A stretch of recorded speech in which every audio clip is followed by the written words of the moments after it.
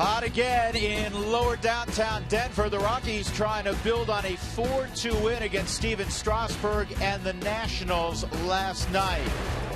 Welcome inside Coors Field, game 2 of a 4-game set between Colorado and Washington tonight.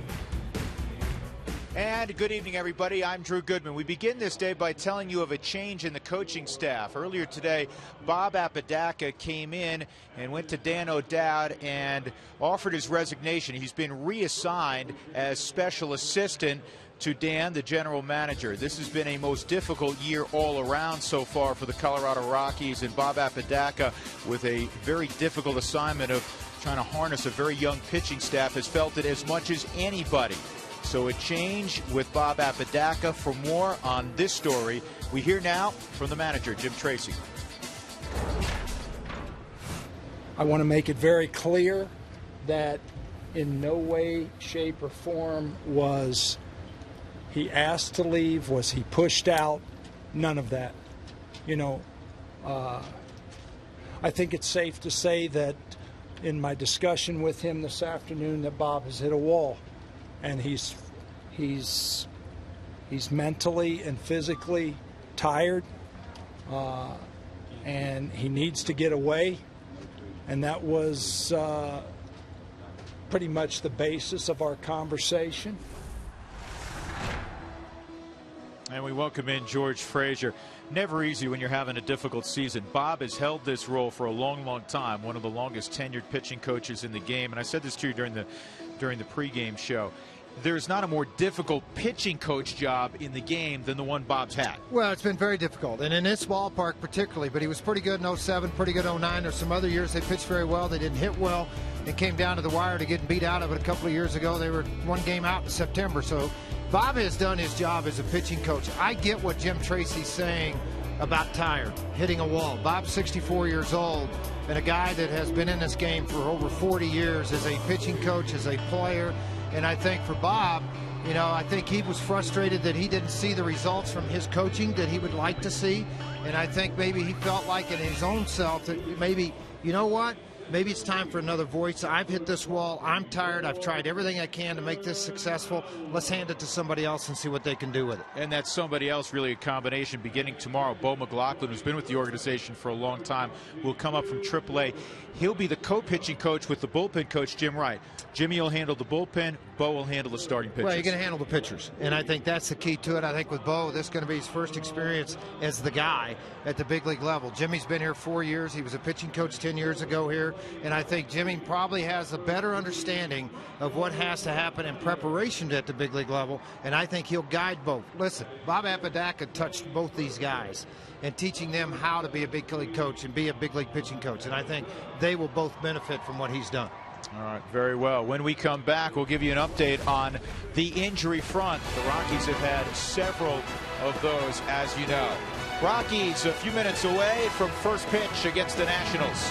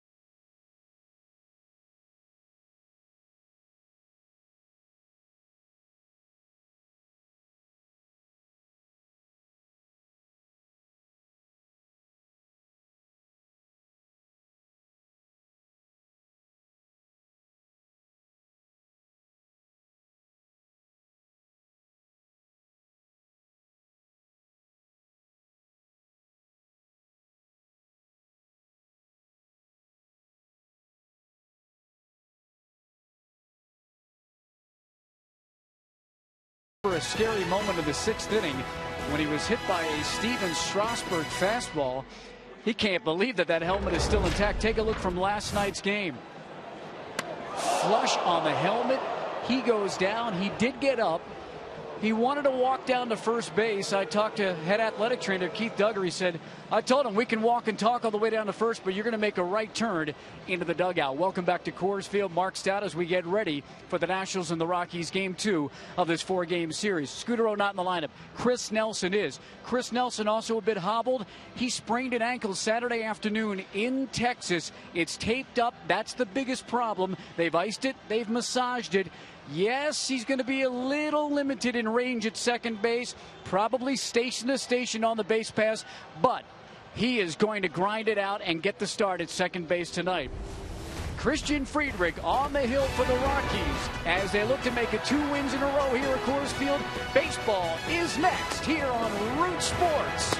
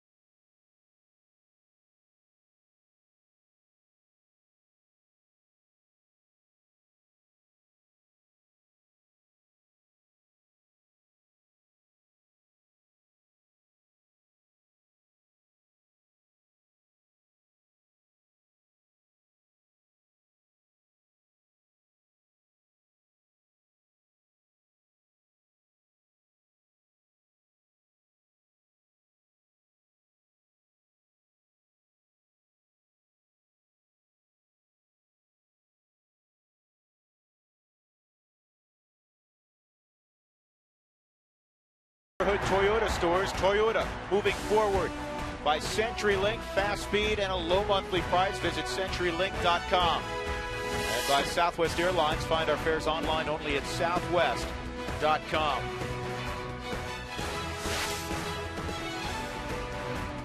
We are almost ready for baseball. Temperature in the upper 90s as Christian Friedrich takes the field. It was over 100 degrees today. Yesterday, game time, a record was broken, 100 degrees at first pitch. Never before had that happened. There's Danny Espinosa out of Long Beach State getting ready to go. And there's been some cloud cover, and because of the winds, you see some of the smoke from the fires north of us. We wish all of those folks that have been affected, and obviously those people who are doing such a marvelous job fighting the fires, all the best. Here's the Southwest batting order for Davey Johnson tonight. Danny Espinosa will once again be followed by Bryce Harper. He was 0 for 4 yesterday. Ryan Zimmerman, Michael Morse, Adam LaRoche in the middle. Ian Desmond having a good year at shortstop. Tyler Moore is a rookie out of Mississippi State. Jesus Flores behind the plate once again. And the former Oakland A, Gio Gonzalez, will pitch and bat ninth. Christian Friedrich ready to go to Espinosa, and the first pitch is a chopper to third, and Pacheco able to leap up, make the play. 1 pitch, 1 out. Well, you like those kind of results, don't you? You like to see that with the 75 pitch limit involved and some quick outs in the inning. 10 starts, it's 10th start of the season for him, 4-4. Started the season very efficiently in his first 6, 4-1, 450. Since then, it's been a little bit of a struggle. 0-3 with an 840 earned run average. most of that difficulty here at home in Coors Field. That 12+ ERA. So here's Bryce Harper, fooled badly a couple times on slow hooks from Jeff Francis yesterday, who really did a great job of mixing the changeup and the curveball. Jeff threw 5 terrific innings, just 66 pitches. Here's the 1-0 to Harper, and that's on the inside corner at 93 for a strike. Young umpire behind the plate. Young umpire in terms of big league experience, Chris Conroy. Ed Hickox, Mark Carlson, Angel Hernandez, the rest of the crew. Here's the 1-1 on Harper, and that's a fastball at 94 overthrown. And that's what we've noticed, George, with Christian. When he gets off the mark, you see a lot of balls in the dirt. Well, I think that's just pitching in this ballpark, trying to overthrow and create the snap on the breaking ball for just instead of letting the grip of the baseball and the arm action create that break. And it's 3-1. We've seen him spray that fastball. 93 degrees is the official game time temperature tonight.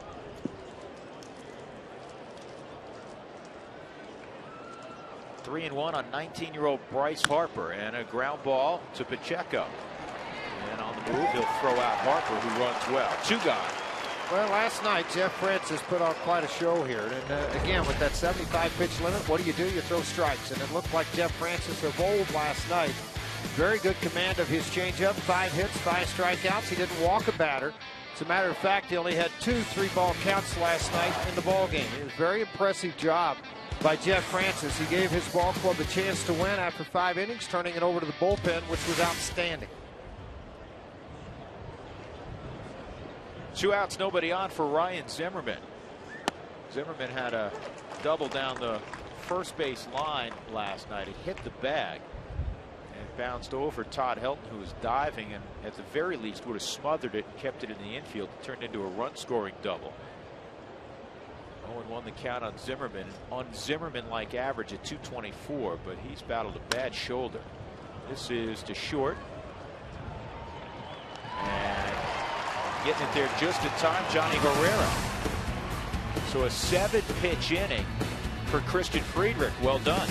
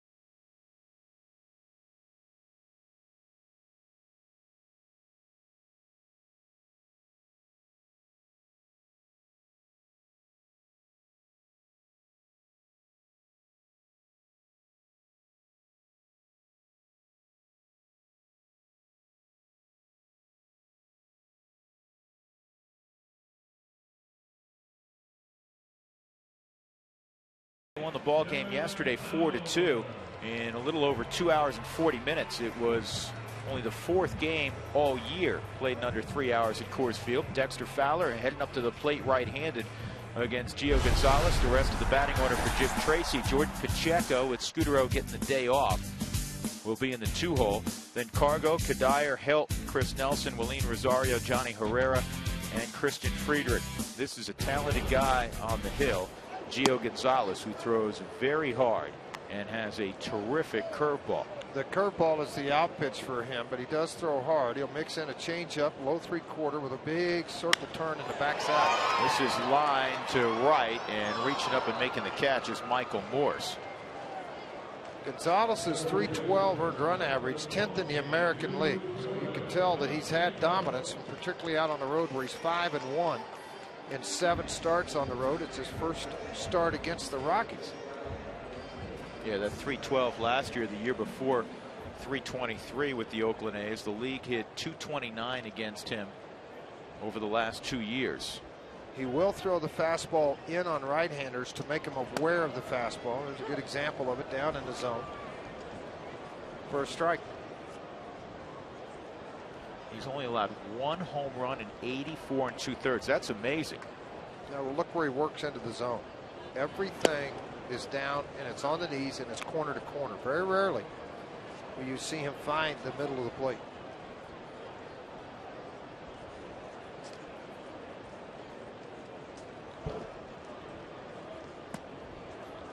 There's a slider and that misses.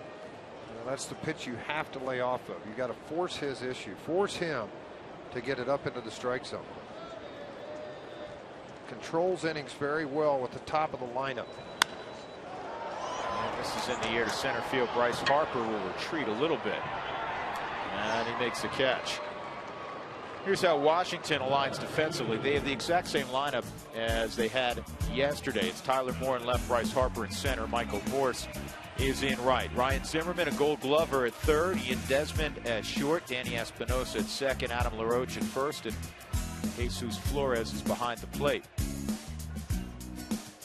So Carlos Gonzalez, who is a teammate of Gio Gonzalez, played against him throughout the minor leagues, will come up. Gonzalez was a sandwich pick with the Chicago White Sox. He's been involved in some fairly big trades through his career. You know, he's been with the White Sox as a minor leaguer twice. He was traded with Aaron Rowan to Philadelphia, then was traded back to the White Sox, on to Oakland in the Nick Swisher deal. 1 ball, 1 strike, and then on to Washington. You're right, George. For a guy as gifted as he has moved around quite a bit. He's only 26. Hey, one of those players that the light switch finally went off. Outside. 2-1.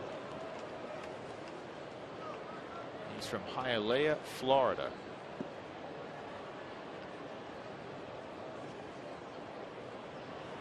And Cargo with a base hit to right.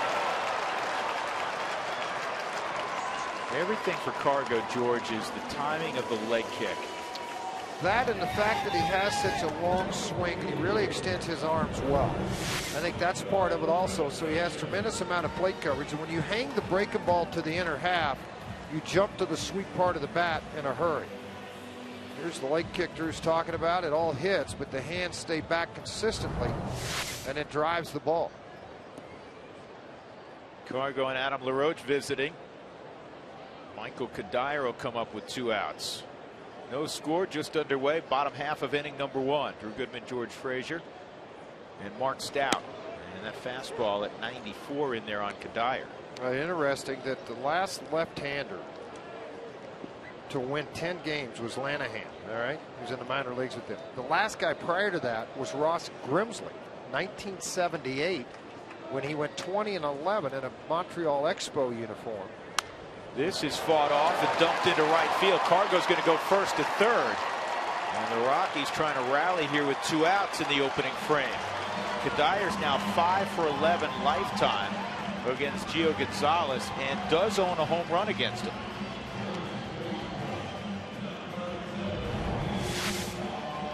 Fighting off the fastballs was exactly what happened. This ball was on the inner half of the plate, down on the label of the bat. But Kadire with a full swing and strength to put it out and dump it into the outfield. Made it pretty easy for Gonzalez because the ball wouldn't hit that hard to get to third base. Just 3 passed balls this year for Flores behind the plate with the runner at third.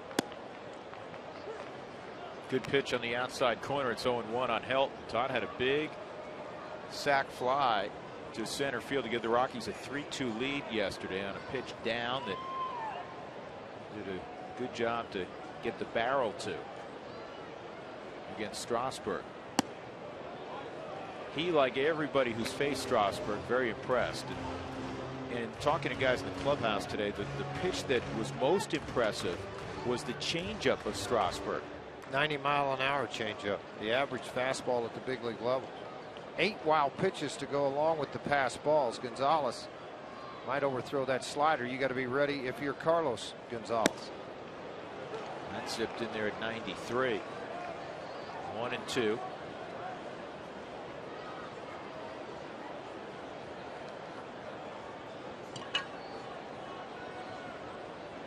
The league is hitting just 182 against Gio Gonzalez. Second best mark in the National League. There goes Kadire, and swung on, foul tip held by Jesus Flores. So the Rockies get a couple hits. They leave 2 on as we move to the second inning. No score.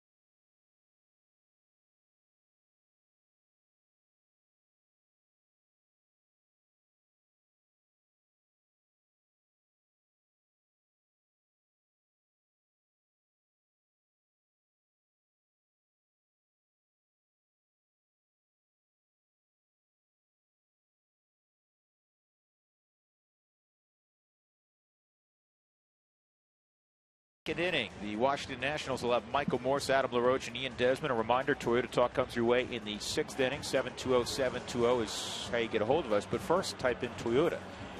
Share your insights, questions on the game, plus learn how to win a $500 gas card. Great first inning for Christian Friedrich. 7-pitch inning, got 3 ground ball outs.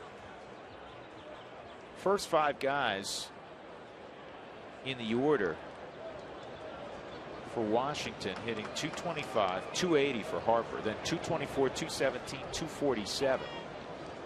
They're near the bottom of the barrel in offensive numbers, but the reason they're 11 games over 500 is their pitching is terrific. Good heater. He throws it by Michael Morse, 0-1. 14th in batting average at 238. 13th in runs per game, 3.7.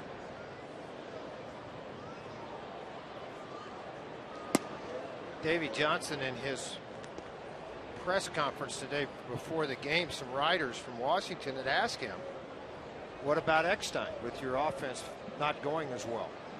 And he said, I think when the media and a manager, if they do this, pointing the fingers at your coaches or pointing a finger at your hitting coach for the lack of hitting or pitching because of the lack of pitching, is a scapegoat for the manager. And he said, I'm not going to get into Rick Eckstein as a hitting coach for us. I think he does a great job. Guys got to execute, and we quite honestly need to get healthy. And he's talking about Jason Worth as one of the healthy bats, big bats in the middle of that lineup. They signed to a long-term contract for $120 million. And George, their most valuable player offensively has had a shoulder issue. This ball is hit the deep left field. Cargo going back, and it's going to sail on out of here. So Adam LaRoche makes it 1-0 with his 14th home run of the year.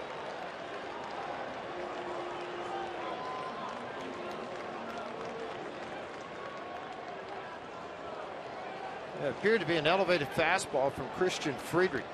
And when you have a guy with an open stance that's making a move to the baseball, you're going right into his power. And that's exactly what happened with LaRoche. Look at the pitch. There's the open stance, and then the ball's about thigh high on him. And then it allows him, even though the bat's trailing, look at all the back leg, lower half drive in his swing. And that's where his power comes from, and to go to left field with it. There is a breeze here at Coors Field. There is a breeze down here that's going to blow and circle. So when it's coming in from the outfield, it becomes a whirl and blows straight back out again. 0-1 on Ian Desmond. That's off the end of the bat. It's going to go foul. LaRoche, before that home run, was 2 for his previous 23. I was saying about Zimmerman, he's their best offensive player, but he's dealt with a shoulder issue all year. He took another cortisone shot on Sunday. He's hitting well below what you'd expect from Ryan Zimmerman. Michael Morse, who hit over 300 last year with a bunch of home runs and RBIs, he missed 50 games with a lat strain. He's got a home run and 7 RBIs, a 217 average. So that's a little bit unfair. Ball a bullet into the camera well. A little bit unfair to pick on Rick Eckstein. He hasn't had a healthy group. That's what I meant. I mean, guys on the DL with everybody that's hurt right now, and you know, to get somebody healthy can go back out again. When you're in first place, I find it amazing. A club that's got a 3.5 game lead in the National League East, and you're actually ripping on a coach or on the success of the team, and they've got a 3.5 game lead. I'd hate to see it if they fell into under 500. Yeah, got to write something. Here's the 1-2 on Desmond. Another curveball that's fouled off. Well, Rick Eckstein's the older brother of David Eckstein. David had an offer to come back this year and decided not to. He and his wife make their home in Florida. What a scrappy player Eckstein was. On the ground to third, fair ball on down the left field line. And that'll be a double for Desmond.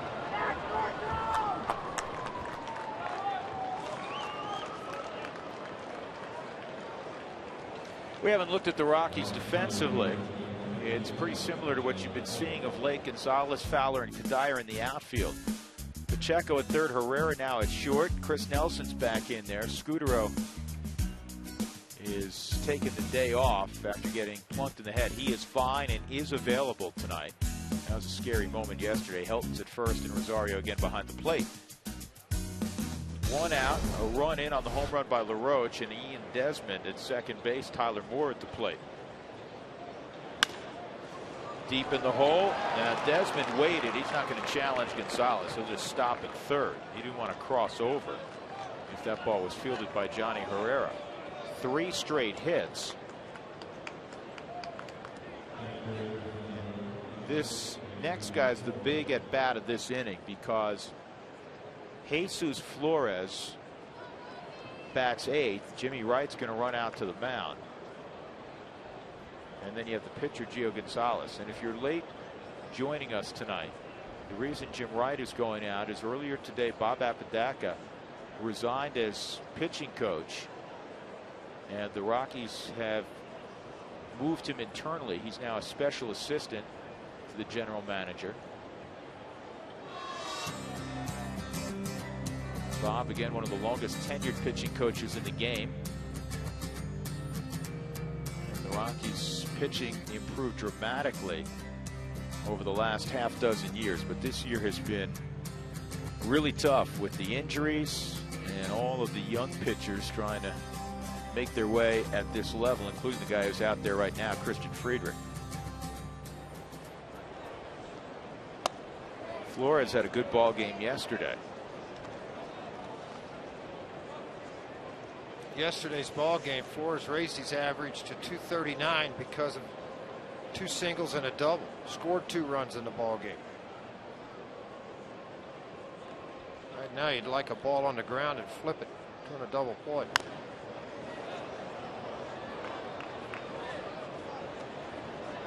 Go back a few years, Flores was going to be the guy. He was going to be the 10-year starting catcher for the Nationals, and he had some injuries, and then he was passed up by Wilson Ramos. Ramos is out for the season with a knee injury. He'll be ready to go in spring training.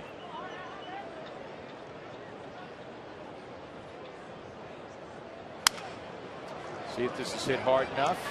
There's one. There's two. Well done. Good turn. Pacheco to his buddy Chris Nelson on to Todd Helton. In the inning, a run comes around on the LaRoche home run, his 14th of the year. Nats up 1-0.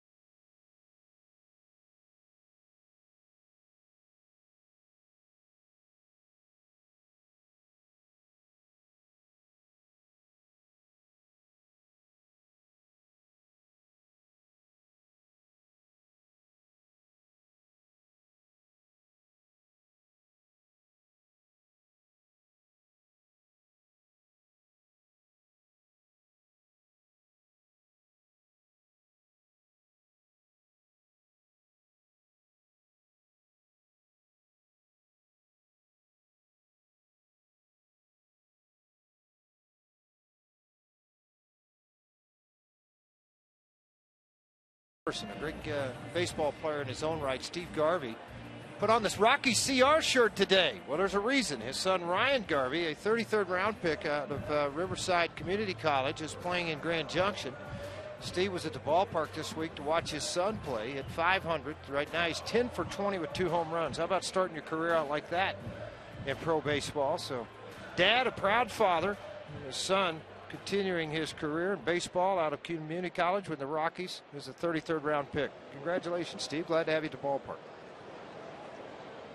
Absolutely. He was visiting with Jim Tracy before the ball game started. Chris Nelson takes inside ball 1 from Gio Gonzalez. Nelson hitting .390 against lefties. Hit an RBI single last night in his lone at bat. It was a big RBI. Gave the Rockies a 4-2 cushion.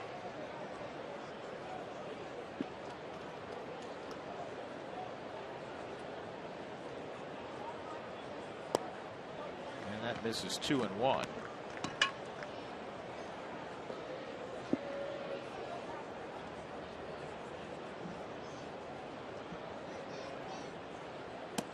Three and one.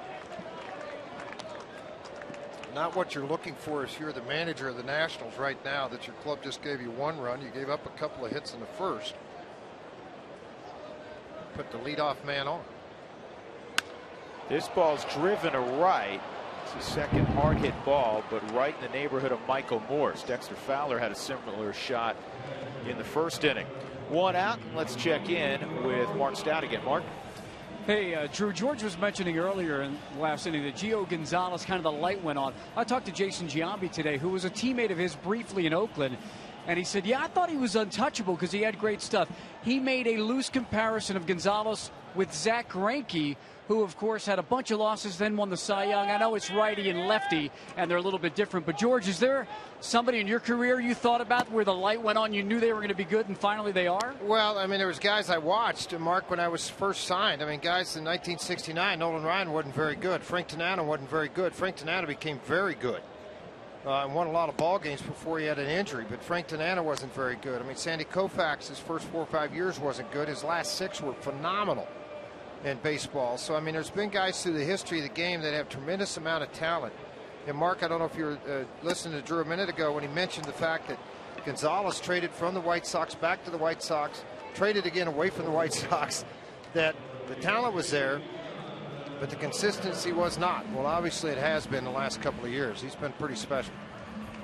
He's won 31 games the last 2 years for a so-so Oakland team. Yeah, 31 and 21 with Oakland. Think about that, a club that was not very good.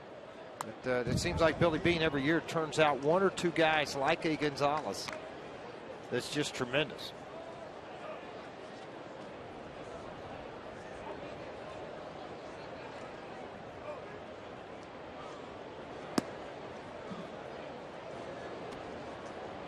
Brandon Beachy, who just had Tommy John surgery, the only guy in baseball who has a lower batting average against. And this is bounced to first. LaRoche will flip to Gio Gonzalez, and it's a 1-2-3 second inning for the 26-year-old Floridian. 1-0 Nationals.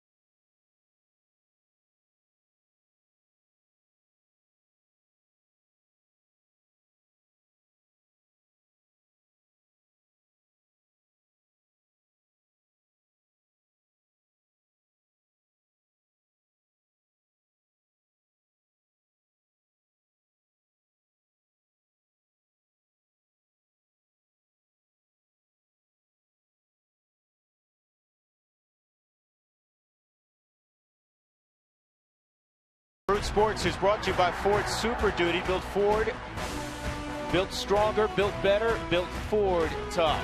By AT&T, the nation's largest 4G network. AT&T Rethink Possible. By Wells Fargo. Wells Fargo customers get your 2-for-1 Rockies tickets by going to wellsfargo.com/Rockies. Wells Fargo Bank member FDIC. And by King Soopers, more value for the way you live.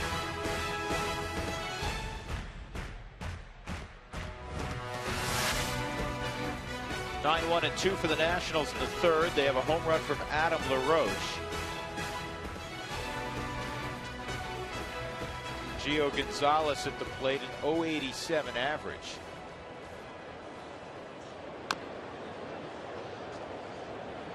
The Rockies have Edward Cabrera here, George. He was dominating in the Texas League, and in all likelihood we'll see him tomorrow. Well, there's that chance. He is here in the ballpark. So it hasn't been officially announced yet, but I don't think he's here on a vacation. Nope, and he was headed to the Futures game. You've seen him pitch quite a bit I've for seen Tulsa. about 6 starts, yeah. I mean, his fastball is going to be 86, 90, but he can spot both sides of the plate. He'll throw a 12-6 curveball. But the one pitch that he has, and for all you guys in baseball that can remember back this far, he has as good a changeup as Andy Messerschmidt, as good as Lariano. I mean, it is flat nasty, and he'll throw it in any count for a strike. Well, that looked like a pretty good pitch right there on Gio Gonzalez. 95-mile-an-hour fastball. Here's the 1-2, and he got a little piece of it.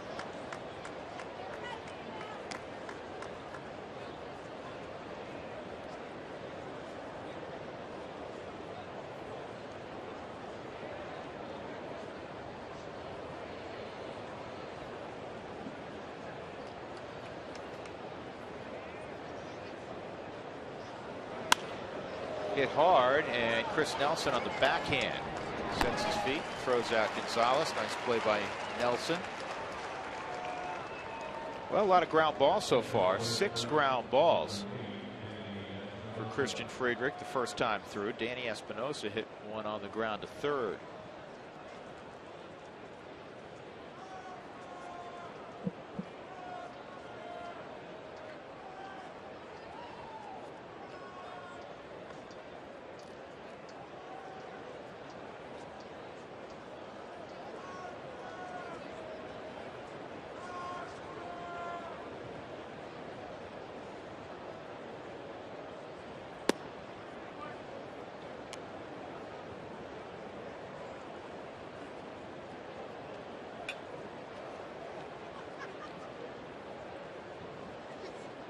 Here's the 1-0 on Espinosa. That's down.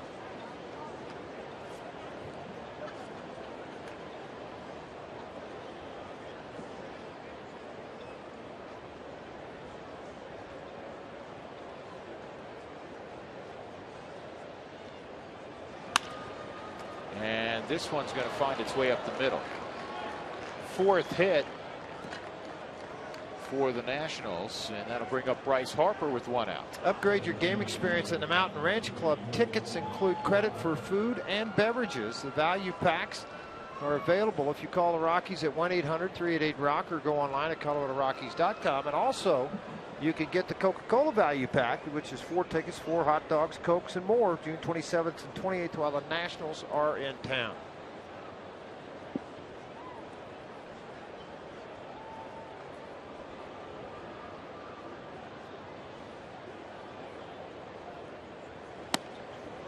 Threw that by him. 0-1. Harper checking with the home plate umpire to see if it was a strike. He's hitting right at 300 against lefties. Told you that last night. He hangs in well. Davey Johnson's been asked quite a bit naturally about Harper, and he said, I don't look at him as a 19-year-old. I look at him as a really good Major League Baseball player. Yeah. When they're this good, age really doesn't matter, does it? Nope, it doesn't. And what you hope is somebody like an Adam LaRoche, somebody that's been around, a Zimmerman, takes him under the wings and shows him what he's supposed to do at the big league level. Well, Mike Rizzo was saying, the general manager of the Nationals, he said he's really fit into the clubhouse well. The guys rib him and they have fun with him. He said, but he's like their little brother. We can rib him, but you better not.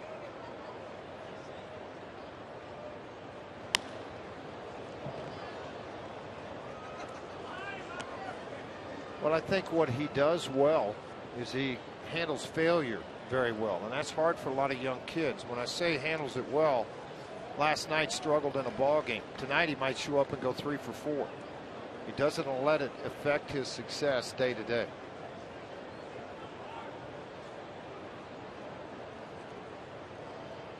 One out, a man on, 1-2 on Harper. Big curveball. That was well done. I mean, that was a hard breaking ball, George. 85. Hard breaking ball, but a lot of times when he gets up on top of his slider, you'll kind of see a result like this. But this is the curveball that he worked off the side of. And so now you have a break going this way, not normal 12-6. So it's breaking away from the power of Bryce Harper. You can see an awkward swing extending, just trying to foul the ball off.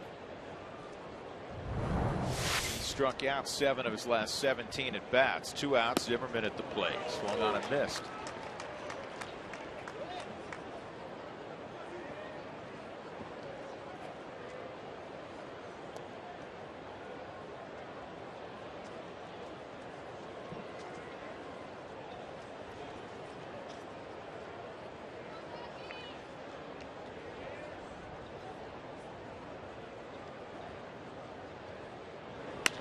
Line drive off the glove of Johnny Herrera. Dexter's got to cut it off, and they're going to give a late stop sign to Danny Espinosa. We'll have to watch that again. It looked like, as hard as it was hit, that Johnny had a play on it. I think it was one of those knuckleball line drives that shortstops dread having coming right at him. because the farther it carries, a lot of wind on the field too. It appeared to me that it went right out of the reach of his glove at shortstop. Here's a great look. Look at the ball, Drew. You can see that it's knuckling right there. That ball was by him when he went out to try to get to the baseball. Ball was scalded. Yeah, when you square it up perfectly, a lot of times it will knuckle. That was the 999th hit of Ryan Zimmerman's career. 2 in scoring position for Michael Morse. He bounced to short his first time. And this is in the air to deep right center field. Kadire going back, still going back, and he can't make the play. That'll score 2 on a double by Morse. That just kept carrying. It looked like Kadire was in the neighborhood. It just sailed over everybody's head. That's an area of the ballpark that it will really carry if you get it up into the air. All those years of watching Vinny Castilla hit a lot of home runs into the bullpen from the right side of the plate. This kind of gives you an example of what's going on. Kadire chasing, he backed off away from the wall. That hit about halfway up the wall in right field. Dexter backing up, able to catch the ball and get it back in a hurry.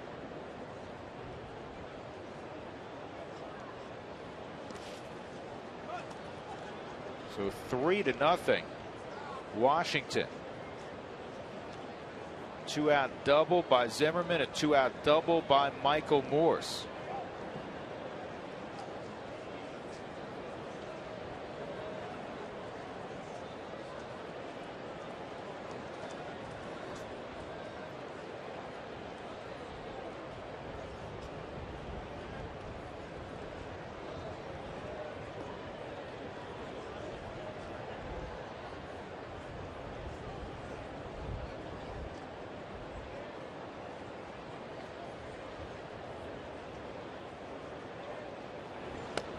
Good fastball outside corner by him at 85. It had a little cut to it to give you the appearance of a slider.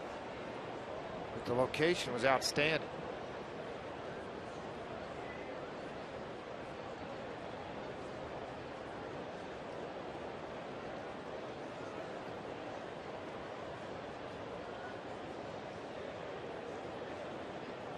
Working on an even count at 1-1 with a couple outs and runner at second. That big hard slider slash curveball that he threw to Harper would work well. 1-2 on LaRoche.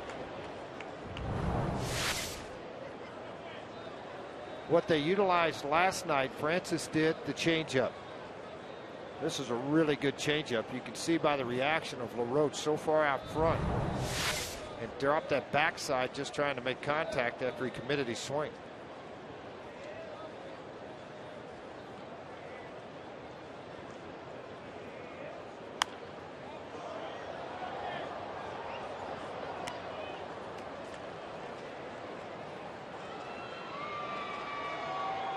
Set up now perfectly for that hard breaking ball. You've shown him fastball away, cutter away, fastball elevated, and changeup. With LaRoche, though, you don't want to leave it to that inner half. Make sure you get it away from him and down. There it is, and he gets a strikeout on LaRoche. Damage done, though. A couple of doubles with 2 outs produce 2 runs. And the Nationals in the middle of the third have a 3-0 lead.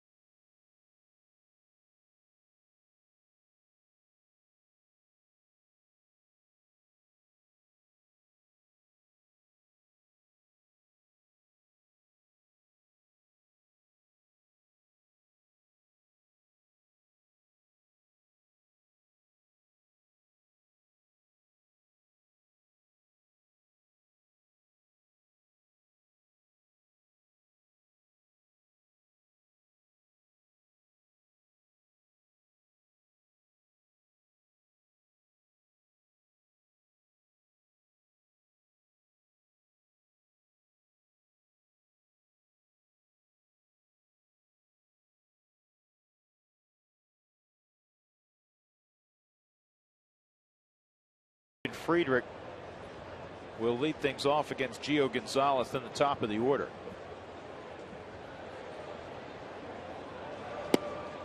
Rocky's got a couple runs, or excuse me, a couple of hits with 2 outs against Gonzalez in the first. Cargo and Kadire singles, but then Helton struck out.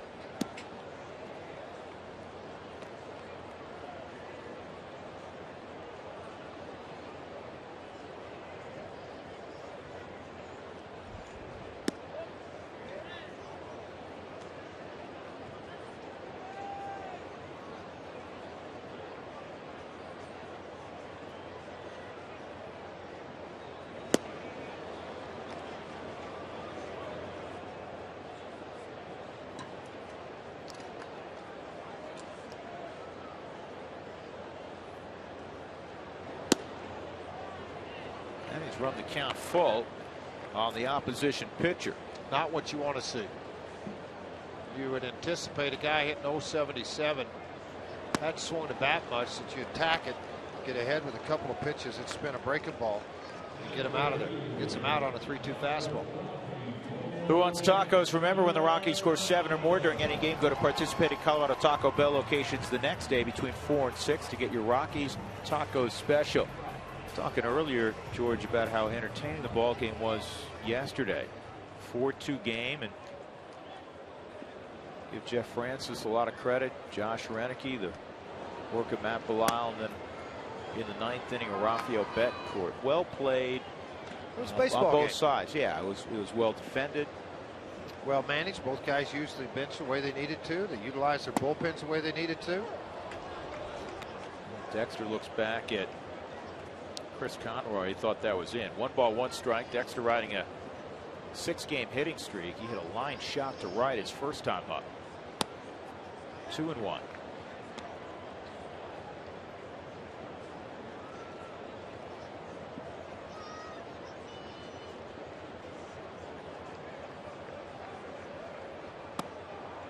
And it's 3 balls and a strike.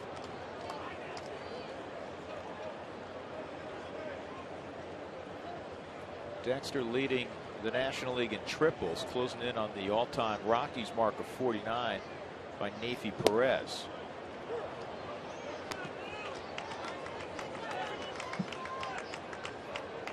Fowler also leading the club with 32 walks.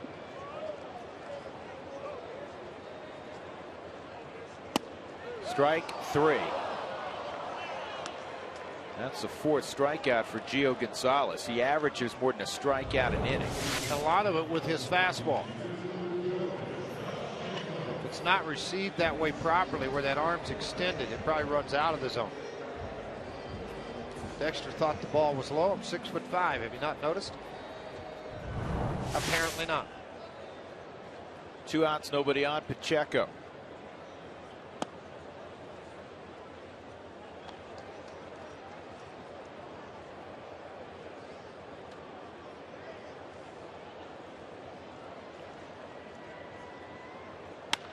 And this is line to center field and a base hit.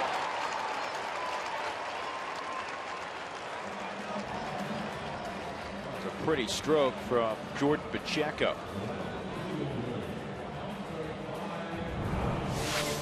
Out over the plate, can extend the arms a little bit. Pacheco, a lot of guys would probably try to pull that ball to get out front on it. He just takes it right back up the middle. Nice job of hitting by Pacheco, who hit a ball hard to center field, right center field, in his first at bat. Gonzalez with a base hit on a slider that hung in the strike zone. Ripped it to right field in his first at bat. George, if he hits a ball to right center field right now, he may make 2 laps around the bases. There is a little wind blowing out into right center field right now. Well, it's not so much the wind. Look at the gap between where Morse is and Bryce Harper. I see the gap out there, and I think they're going to pitch him away with breaking balls, try to get him out on his front foot. Their advanced scout, I did not see him prior to this series with the Rockies. They do use one. Some of them still using a lot of video, as the Rockies do with Chris Warren. Carr goes in a 2-0 count against Gio Gonzalez.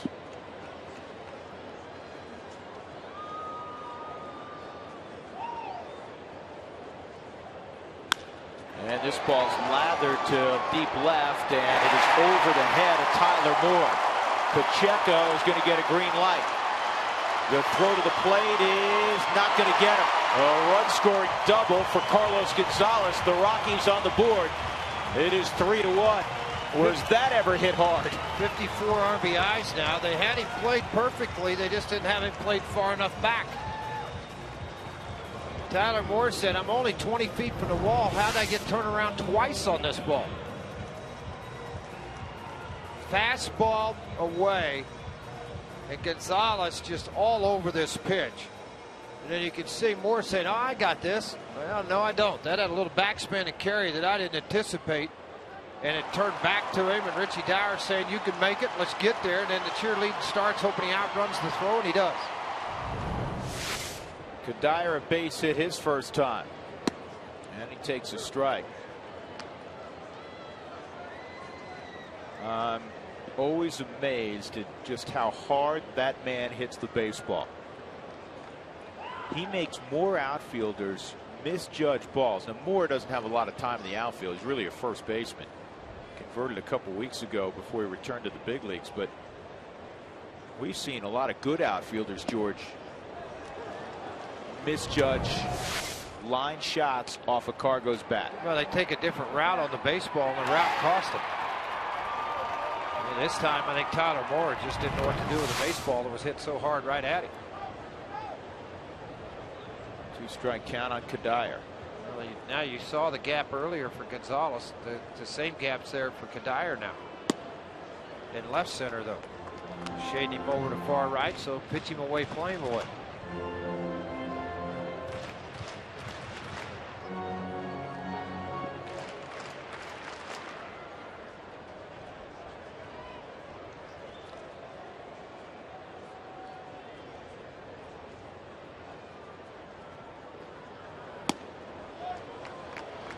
Yeah, Gio Gonzalez, we were talking about the league hitting just 182 against him. The splits, lefties 169, but Cargo not any old lefty. He's 2 for 2 against him.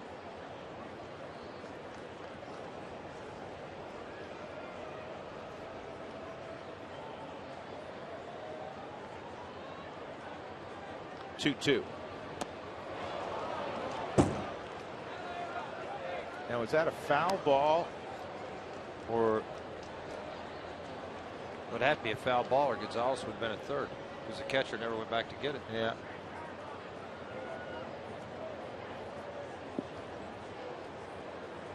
Good numbers against Gio Gonzalez from Michael Dyer.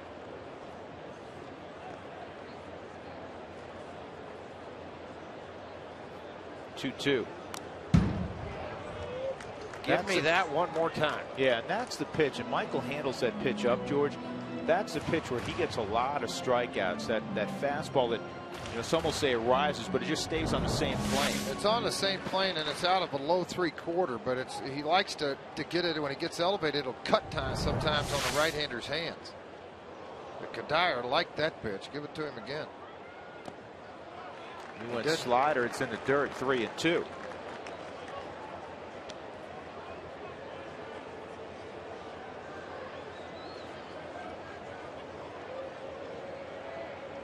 Three to 1 in the third inning.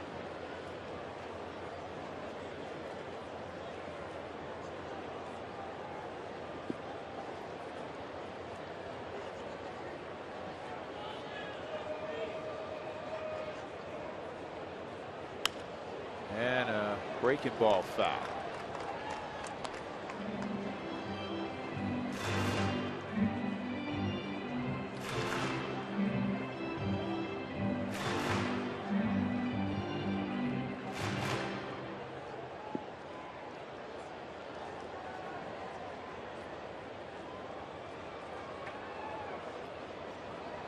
And ball 4.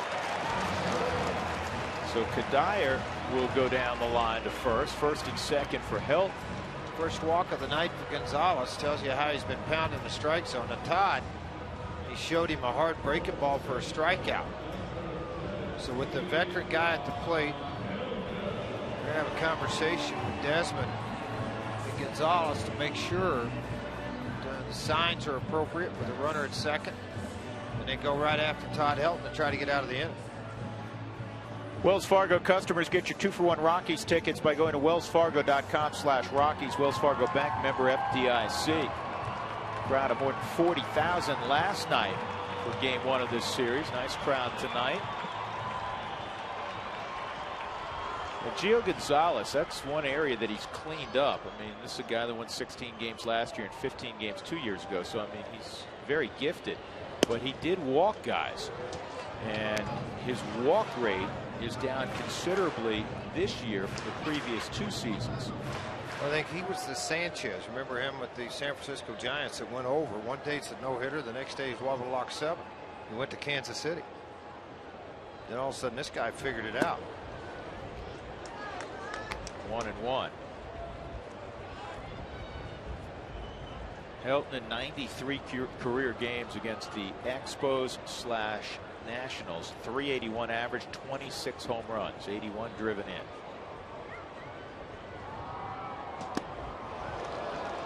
And he didn't catch up there at 95. Kansas City leads Tampa 4-2 again in the 5th inning. Last night, Luke Hochevar, a complete game shutout for the Kansas City Royals over Tampa Bay.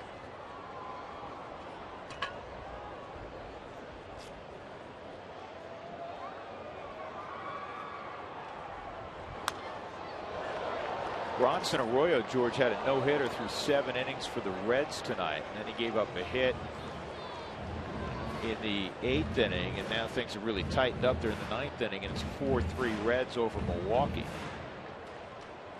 I haven't mentioned the name Bronson Arroyo in a while. No, you haven't. Chapman's now in that game. Arizona's been playing well of late, but right now trailing Atlanta 5-1.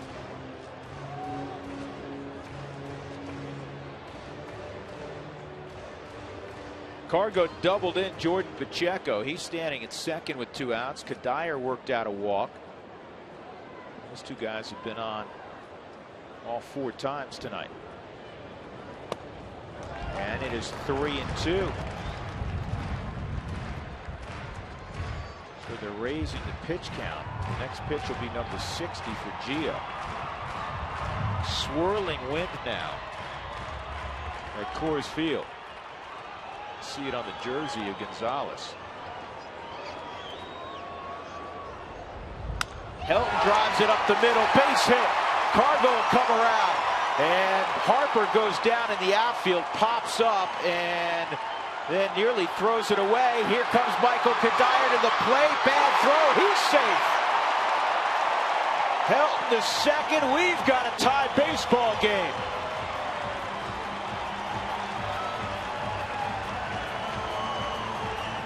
Well, Bryce Harper fell down, and then when he popped up, he almost airmailed the throw. And it did get away from Flores, and Michael Kadire, being ultra aggressive, took it to the plate. What an at-bat for Helton. Yeah, 3-2 count for Todd. He fouled off a couple of nasty pitches, and here he gets that slider/cutter and just whips it by Gonzalez and threw Desmond into the outfield, and that's where the fun started. Harper's coming in after the ball, stumbles on his feet, pops up, then makes an errant throw to the plate well offline from Flores. It looked like it hit the bat of Todd Helton, and then the slide coming in by Kadire. Nothing dirty about it. And actually, you know, Michael asked him, "You okay?" He gave the glove back and said yes, but this is a bad throw by Flores to put him into that position. Lucky he didn't break his arm.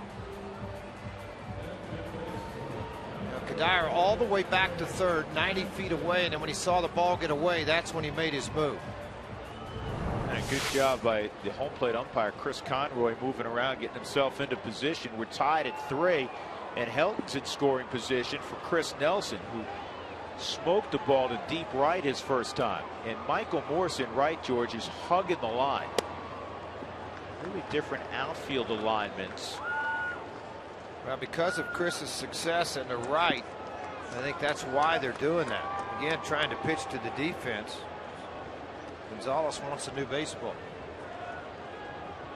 So a single and an RBI for Todd. He moves up on the error by Harper, and of course Kadire scores on the error by Harper. This is well hit to right field, but it's going to land in Michael Morse's glove. He got under it just a little bit. Morse ends up being positioned perfectly. Cargo a double. He'd come around. Pacheco got it going with a base hit, and Michael Kadire races home to tie it at 3.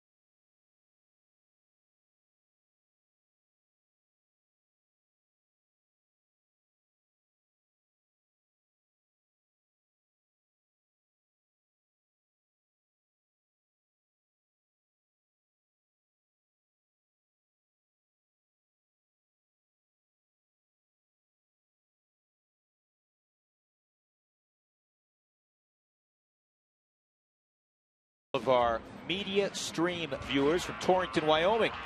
And we'd like to thank you for watching the Rockies. Visit our Facebook page at facebook.com/RootSportsRM. So you can tell us your favorite haunt to root on the Rockies up there in Torrington. Ian Desmond will lead it off, and we'll lead things off with Mark Stout. Hey, Mark. Hey, guys, good outing so far for Christian Friedrich. 42 pitches, 31 strikes. He's learned from Jeff Francis, who threw last night. I see a guy who, I played catch with him every day, and he asks me things, what I do, and, I share them with him, and, he's a guy that wants to learn, but, he's got terrific stuff, and, he's got a good head on his shoulders now, too, so, I see him making a lot of progress. So far, so good for the rookie, learning from the veteran who had a nice outing last night, guys. All right, Mark, thank you. Yeah, Jeff's been really good his last couple of outings. 66 pitches again in 5 innings.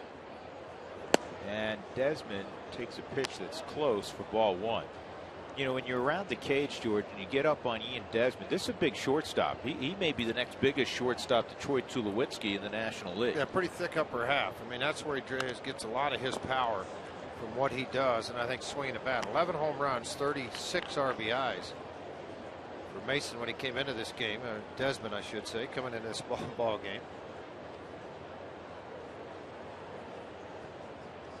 Desmond 6'2" and about 210 pounds.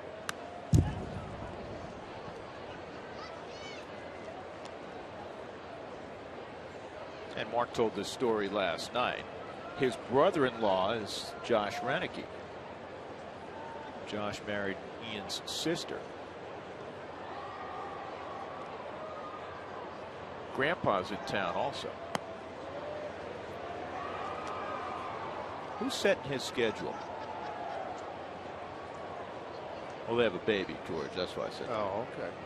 You had me a little confused there, like Grandpa. Maybe I missed something out here on Papa Renicky. He sets his own schedule. Actually, he was sent in here to watch Washington play for 4 or 5 days, as he works for the Milwaukee Brewers now. And Doug Melvin.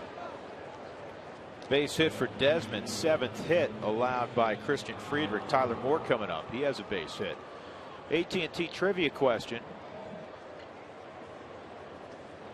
Bryce Harper's first career steal was a steal of home. That was after he got plunked May 6th by Cole Hamels. Who was the last player to have his first career steal be a steal of home?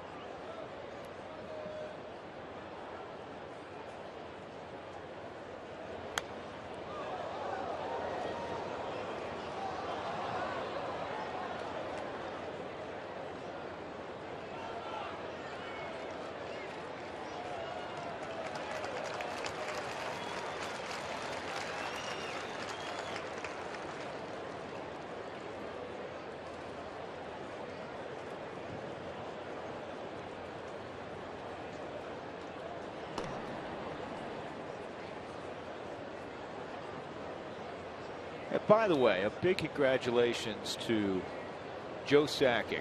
Super Joe goes into the Hockey Hall of Fame in Toronto today. I don't think there was much doubt he was going to go in as soon as he was eligible.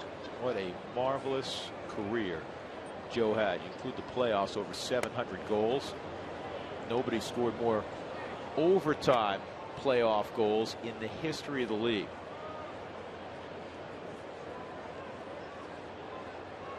I would say that there's a lot that Todd Helton and Joe Sakic have in common. Great players, great people, whose least favorite subject is themselves. And the fact that I think both players, Sakic was very big on this too, giving back to the community he was living in. Yeah. You know, he did an awful lot of that, and that's not always a common thread with superstar players. Todd, much the same. Absolutely. Joe and Debbie have their food bank of the Rockies golf tournament every year at Gala.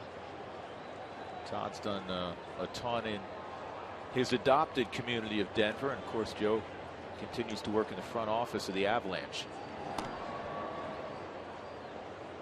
Those were great times when Sakic was flying up the ice with Forsberg.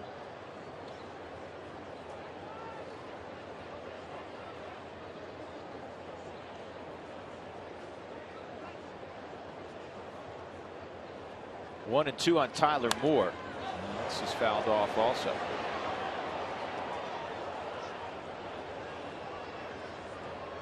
Hitting the road, subscribe to MLB.tv to see every Rockies out-of-market game online and on your favorite devices in HD quality. When you're not at home, go to MLB.tv.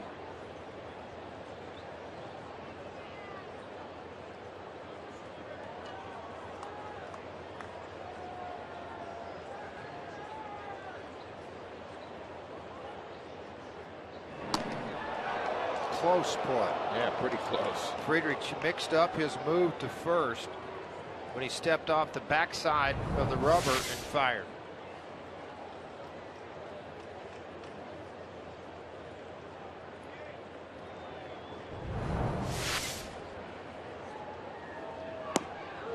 Strike three on Moore.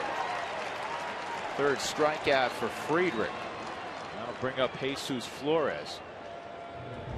When you get hitters looking for certain pitches, you can make others and really take advantage of it. I think he had Moore looking for the inside half of the ball on the inside part of the plate, and then he went up and away in the upper part of the strike zone and got the strikeout. Good execution of pitches by Christian Friedrich.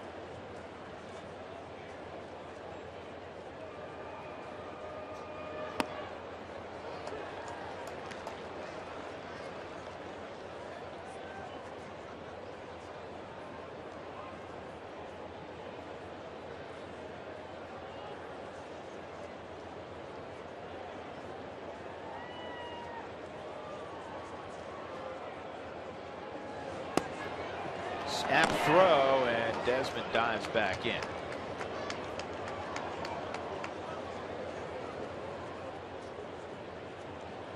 Never met a catcher that didn't want to show off his arm.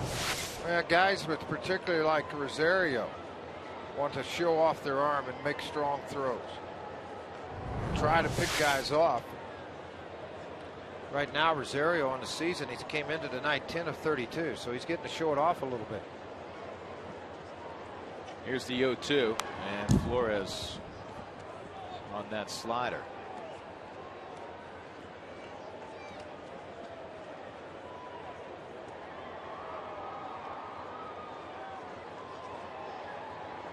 Pitch count at 65.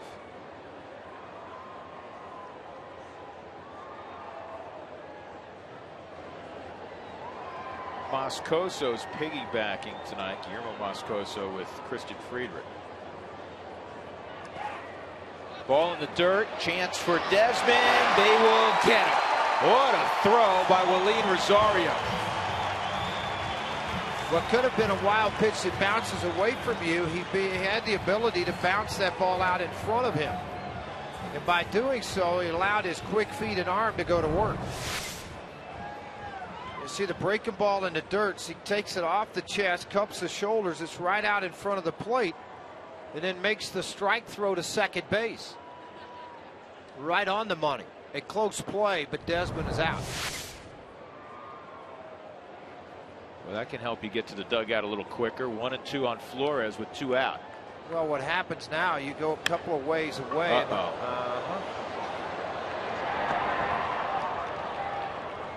That looked like a slider that just stayed in the middle of the plate versus getting to the back foot. The back foot slider is something that if it's in its right position, typically will be swung and missed or pulled down the left field line. Let's see if Flores opens that front side up. Good low ball hitter. Yep, open that front side up. But the ball, you can see where Rosario made a reach back to the outside corner when he wanted it down and in. And Flores made him pay for it. He's making a living against the Rockies. 3 hits last night, 2 singles, a double. He has a double in his second at bat in the fourth.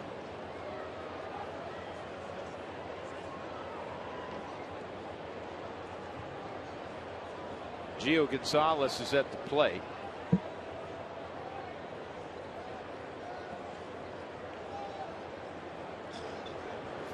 Brian's got a new friend, Brian Peters. He's one of the few animals that'll actually talk to Brian. I didn't know animals talk to Brian. They do? Yeah. Brian, pet it. See if you can pet it. Reach up there. Look at that. Wow. He won't bite you. Wow, Go that's ahead. interesting. He's not moving. That's a tame. He's tame. He'll come back and land on his head in a minute. You won't like that part, Brian.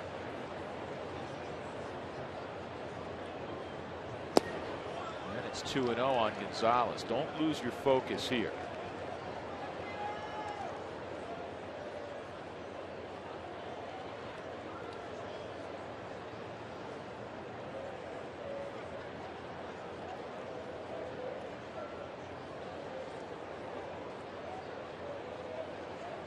.59 pitches right now for Christian Friedrich.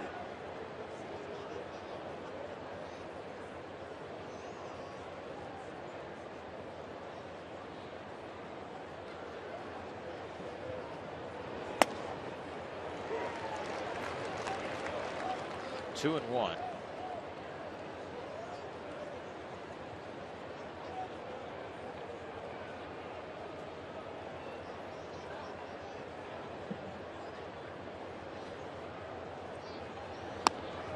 Another very good pitch with the pitcher up in this thing. He hit the ball hard to second base in his first at bat.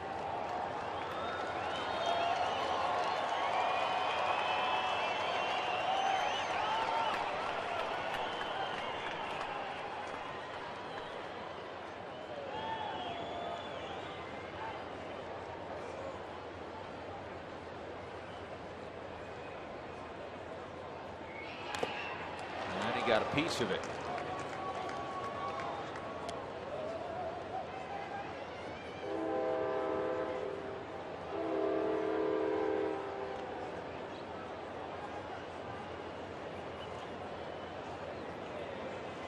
The 8 o'clock southbound's running a little late tonight, or a little early, I should say. It's 7:50. You didn't hear the train horn? This is a line drive to left. Cargo's going to come up, throw it. Flores on his way to the plate, and the throw's not going to get him. That's costly. Gio Gonzalez, who didn't hit much in the American League, clearly, throws out a base hit. And the Nationals have a 4-3 lead. But to tell you how much he doesn't hit, the one base hit raised his average almost 60 points. Bluked this ball out over shortstop. Gonzalez trying to get the footwork properly in place to make a strong throw to the plate. But the ball sailed out of the last 10 feet. This ball tailed away from the runner and the ability to make a tag on him, and it bounced off of Rosario's glove.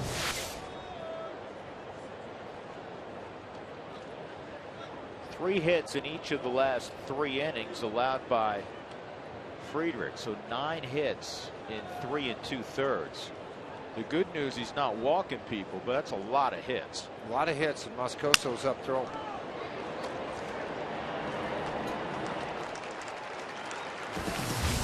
So Flores a 2-out double. Gio Gonzalez singles him home for the 3 Nationals.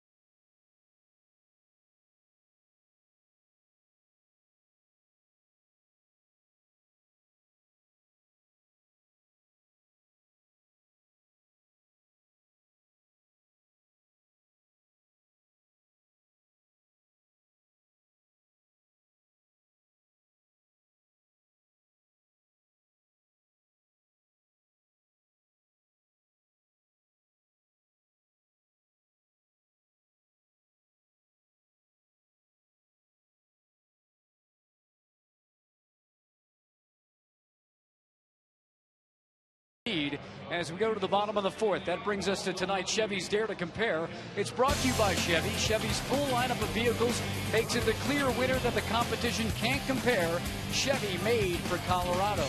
Those 4 runs are a key stat when you're talking about the Nationals. This is all about pitching. They are 21-27. Yes, 48 games where they've scored 4 runs or fewer. The Rockies this season, 7-30 in that same situation. They had a win last night when they scored 4 or fewer, and you see the numbers in June as well. That stat, guys, really tells you all about having solid pitching when you score 4 runs or fewer. Drew, George? All right. We appreciate it, Mark. The Rockies will try to counter again against Gio Gonzalez in the 4th inning. They got 3 runs in the 3rd. Willeen Rosario, Johnny Herrera, and Christian Friedrich scheduled. We'll see how Jim Tracy plays it. Well, Moscoso's up throwing, and he's not throwing to play catch. I mean, he's getting prepared to make a move here, I think. Otherwise, one thing a manager doesn't like to do is get a guy up, set him down, get him back up again. This ball's well hit to center field. Harper going back, still going back, and he makes the grab.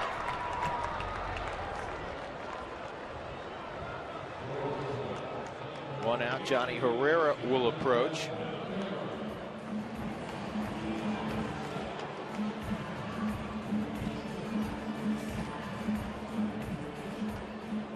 Johnny, a ground ball to first in the 2nd inning.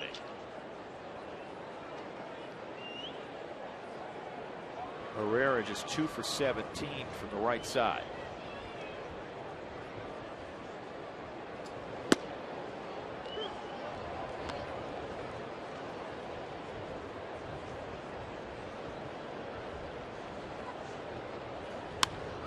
This ball's well hit to left, but it's at Tyler Moore. Rockies have gotten some good swings against Gio Gonzalez. But a lot of balls hit hard to right field and to center field. Even though Friedrich is hitting, last night Jim Tracy did much of the same. He let Francis hit to save most of his bench and then made the switch pitching wise.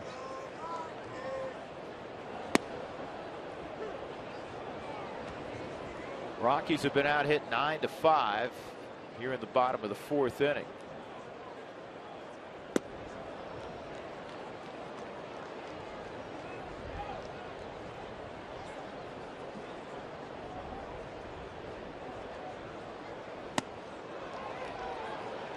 Friedrich has gone a 1-2-3 fourth inning. Second 1-2-3 inning for Gio Gonzalez. Nats up 4-3.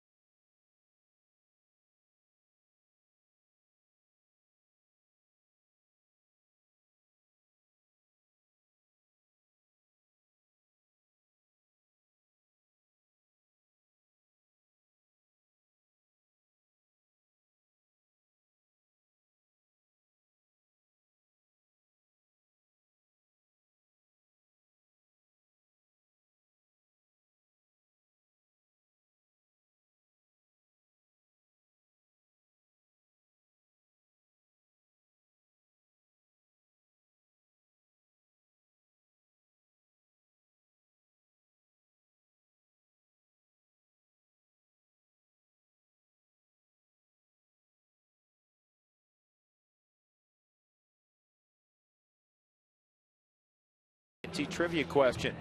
Bryce Harper, who will lead it off here in the fifth inning, stole home on May 6th. It was his first career stolen base. Who's the last player to have his first career steal be a steal of home?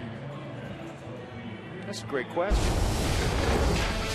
Bryce Harper on a pick to first. He comes flying home and he's safe. Well, that was all after getting drilled in the back. That's the other part of it. There's the answer for you, Drew. And Chris Nelson a couple of years ago on a missed sign, but it worked out for Nelly. That's one of those that the guy shoots the long three and everybody's yelling no on the bench and it goes in and they go yes. Yes. Good shot. So Friedrich will continue his pitch count at 64. Maybe to just this one hitter. The left on left matchup because he had handled Harper earlier in the ball game.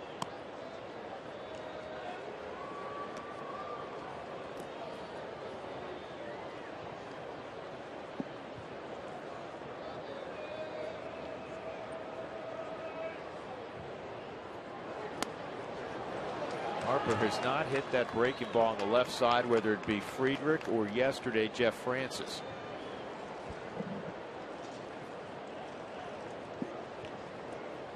He's hitting over 300 out on the road. 301. Good pitch.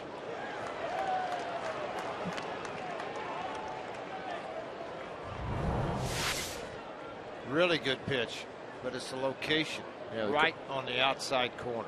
Yeah, they call that Rembrandt, don't they? Yeah, they do. It's called in the corners with the little Rembrandt working. Yelling out of the dugout. You don't do that anymore. Fastball away again, and this ball is hit into the seats down the left field line, out of play. Drafted #1 overall at 17.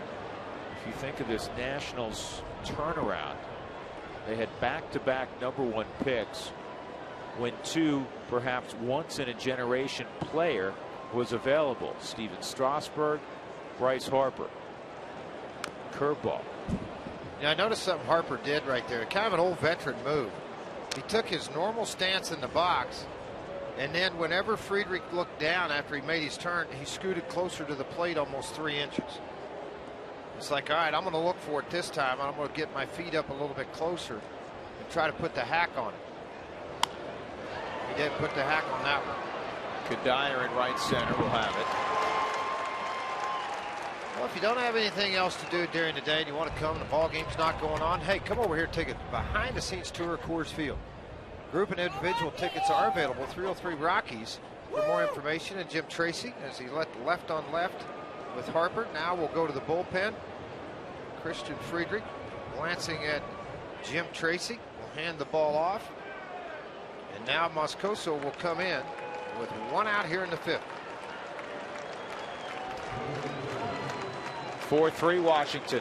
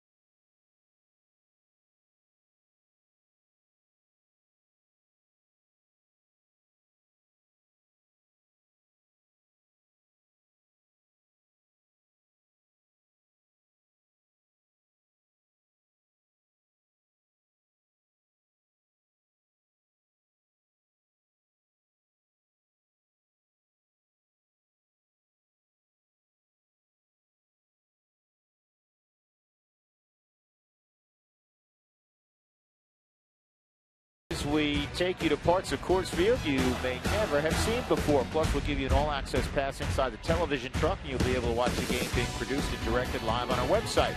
Don't forget to follow Root Sports on Facebook and Twitter that night for your chance to win great prizes. Do you know what any of those buttons do, George? Yeah, I do. Yeah, when I'm doing the pre and post games, I go down there and play with the buttons and push them and stuff and actually direct a little bit. Do you? Uh-huh. I didn't realize that. Well, that would be the technical director, or TD, who actually is in charge of pushing the buttons. So, if you're directing, George, unless you're doing it by yourself. They let me push the button while I'm directing. Oh, okay.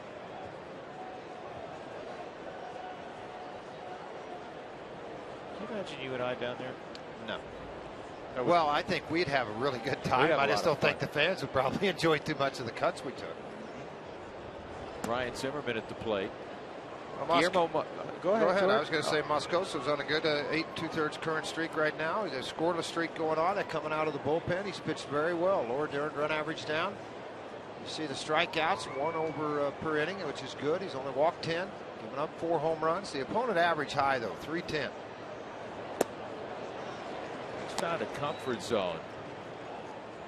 You know, suggested, well, would he move back into the rotation? That's been thrown out about Guthrie, who's thrown the ball well in that middle relief, that piggyback situation. And Moscoso told me the other day, he said, you know, I'm comfortable right now, and I don't want to mess with the mojo. Well, with this 75 pitch thing, it's good for them. It's good for Moscoso. It's good for Guthrie because their veteran guys come in a little bit and work up and eat up some innings. Particularly when they were in interleague. You know, he didn't have pinch hits, he didn't have changeover, they didn't have to hit in the games.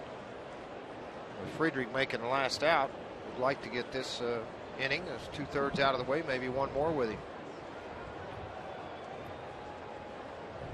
Righties are 2 for their last 18 against Guillermo. And that gets under the glove of Chris Nelson, so it'll be a base hit for Zimmerman. And that is his 1,000th career hit. Congratulations to Ryan Zimmerman.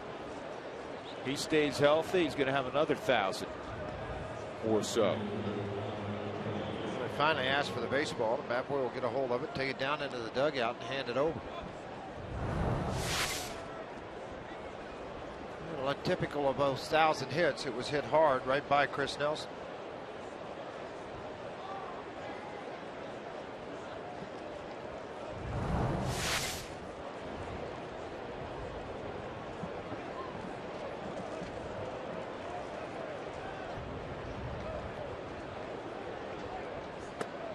You can really tell the wind right now down on the field level. Typically in these big major league ballparks, you don't see that much wind going on. And as Moscoso takes his set position, you all of a sudden start to see the jersey, the pants start flapping, everything starts blowing. It makes it a little difficult on balls hit on the ground down there that allows it. And it's swirling at the time. I mean, right now the flags above the scoreboard are really turning. They're coming straight in, then they'll turn left, right. Doug, explain that to me. How the ones on the left are blowing to the left as I look at it. The ones on the right are blowing straight in. They're only 35 feet apart. You're the weather guy. You don't have anything. Okay.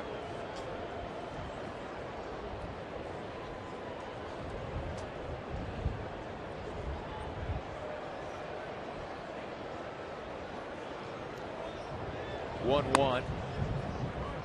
And that fastball just inside. 2-1. Did you see what just happened to that side? Now that tells me it's really swirling. It's coming along the ground almost to home plate and then was picked up, and now it's even with the third deck.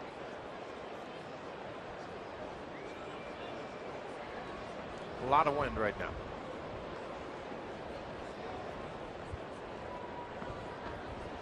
Hope nothing was in that.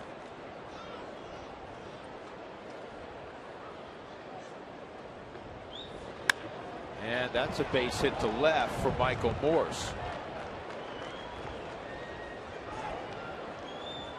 That'll bring up LaRoche. That's 11 hits for the Nationals. As they hit here in the 5th inning.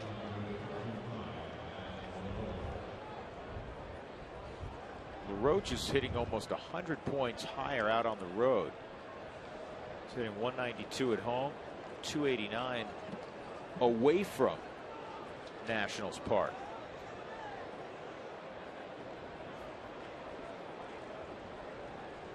Nats are 12-9 in the month of June.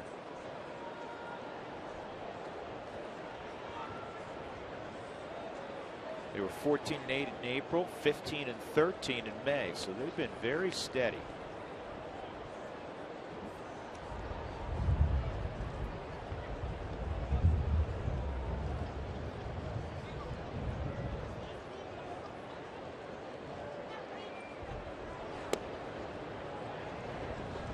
First time up in the 2nd inning against Christian Friedrich. LaRoche went opposite field for his 14th home run of the year. But to emphasize even more what this Rockies bullpen has done with the piggybacking, with the 75 pitch limit put on the starting pitchers. Since they implemented that, the bullpen is 3-1 with a 1.91 earned run average. The opposition has hit just 219. They have struck out 30 and only walked 8. That is impressive. The problem is, save for Jeff Francis, the guys, whether it be 75 pitches or not, who are starting, haven't been appreciably better. And they have to be. Here's the 2-0, and it's 3-0. And now, of course, Friedrich can't get the win, so you go all the way back to June 4th, the last time a starter won a game for the Rockies, and it is June the 26th.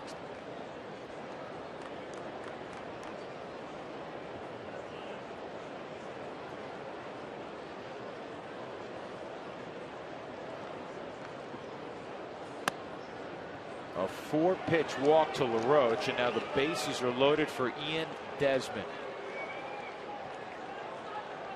Well, in June, a relationship that we're talking about, George, the starters and the pen. Big difference, obviously. Starters 2 and 13, and relievers, you see the record, the ERA, innings pitched, whip a great big number. A lot different. The strikeouts almost 2-1, but almost 3-1 for their bullpen. So the bullpen has had to perform, pitch an awful lot of innings over that span. Jim Wright, you mentioned about a couple of innings ago, Bob Apodaca reassigned within the organization, special assistant to the general manager. And so now Jim Wright acting as the co-pitching coach with Bo McLaughlin, who will be here tomorrow.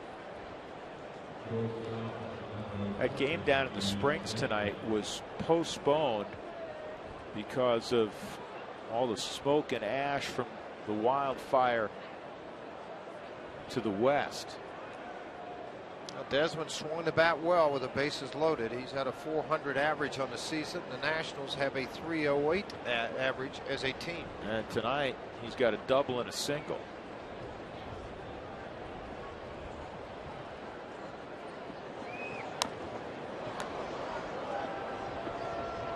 We're talking about how much he's grown this year, matured. He's got a career best 11 home runs already.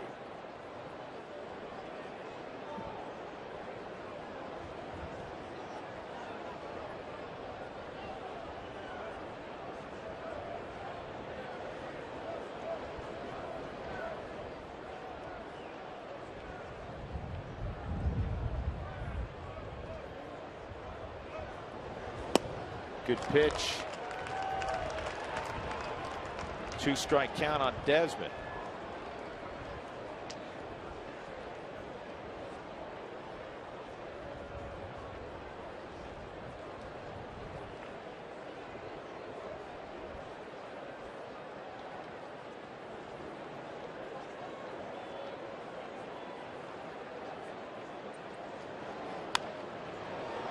Is down the right field line. Kadyr's not going to have a play. It's going to be well back. Pretty good pitch to hit on an 0-2 count. A hanging slider right out over the middle of the plate.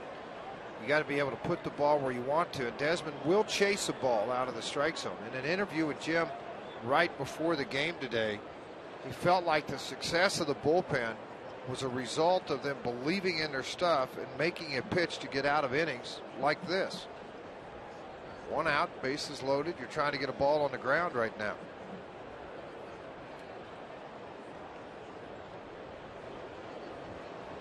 Zimmerman at third, a single. Morse a single, and Adam LaRoche a walk.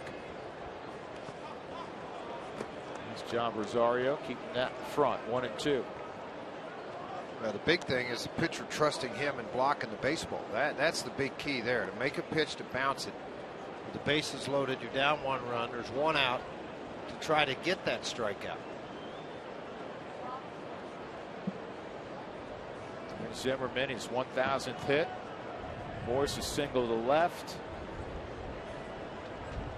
And LaRoche, as we said, walked on 4 pitches. 1-2 on Desmond. He started to go, held up.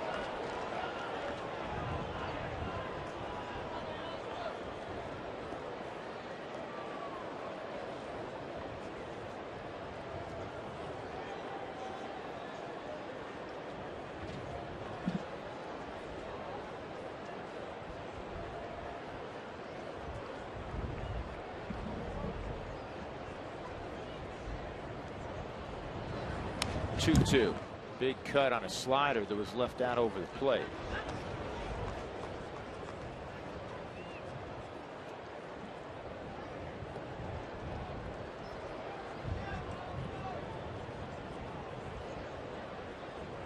Elevated fastball above the hands may be a good choice here. You almost got him to swing on a fastball in, but elevate it up into the strike zone and see if he'll chase. 2 sliders have been left up and out over the plate. Hard for guys to lay off the fastball when it's elevated. That was 93 in a pretty good spot. Fouled off into the glove of Rosario. He couldn't hang on to it. Hard thing to do.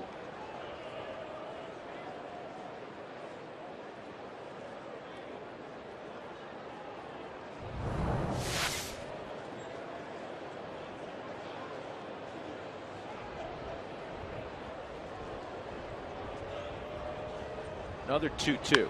And this ball roped to deep left field. Cargo is going to have to play it off the wall. 2 runs have scored as LaRoche stops at third. 2-run double for Ian Desmond. And it's now 6-3 Washington. So 4 straight have reached against Guillermo Moscoso.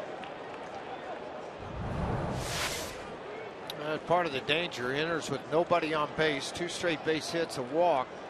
He had hung 2 sliders. That pitch wasn't that bad. It was in the lower half of the zone.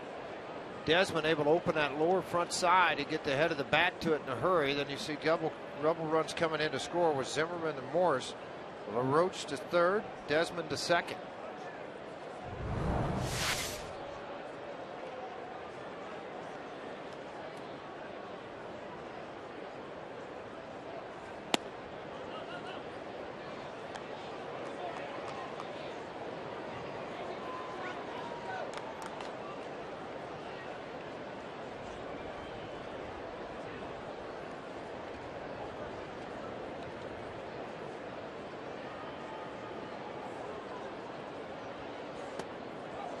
That almost got away.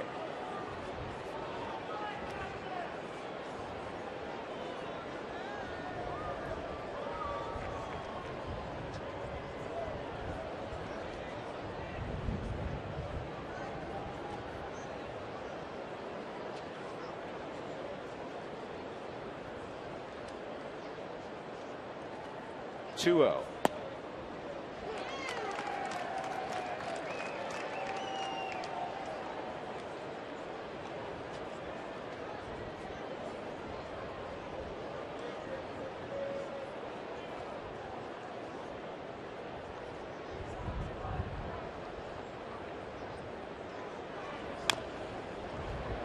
Bounce foul.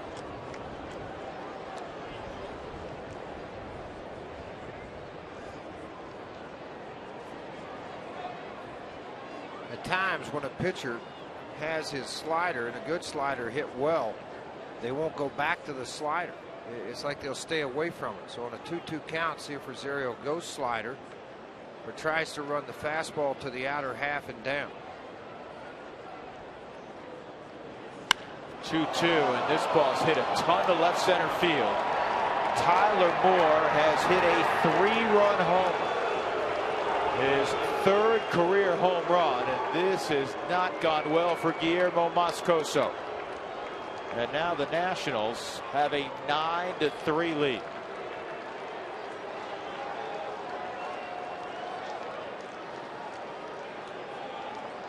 One more time on the location of this pitch.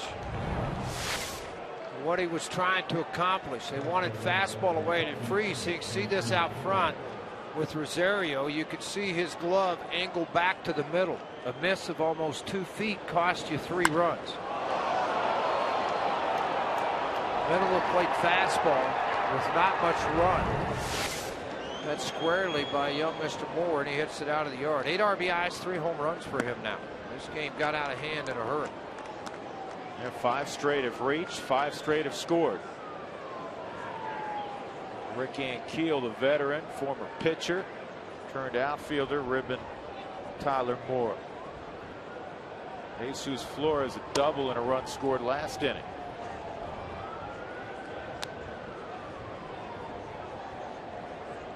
Though Friedrich wasn't terrific, he went 4 1/3.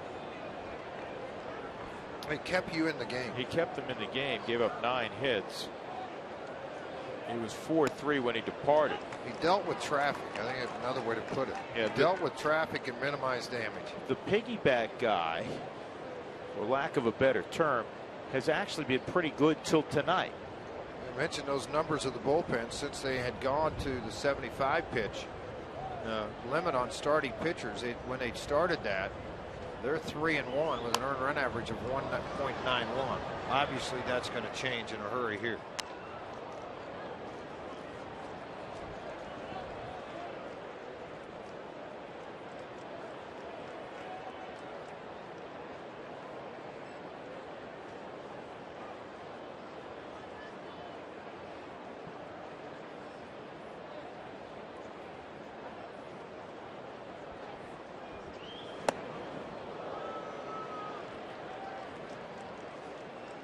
Pitch reminds me that, again, Marco Scutaro is fine. He's available tonight.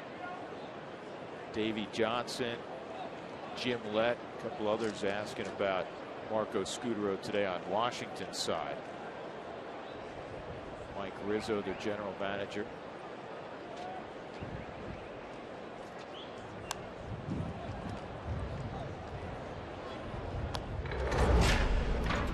Tell, George, and understandably so, this really bothered Steven I just Strasburg. didn't like the way that sounded. Yeah.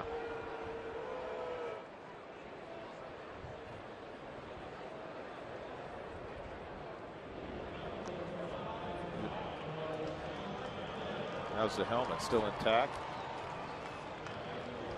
It was Marco earlier tonight.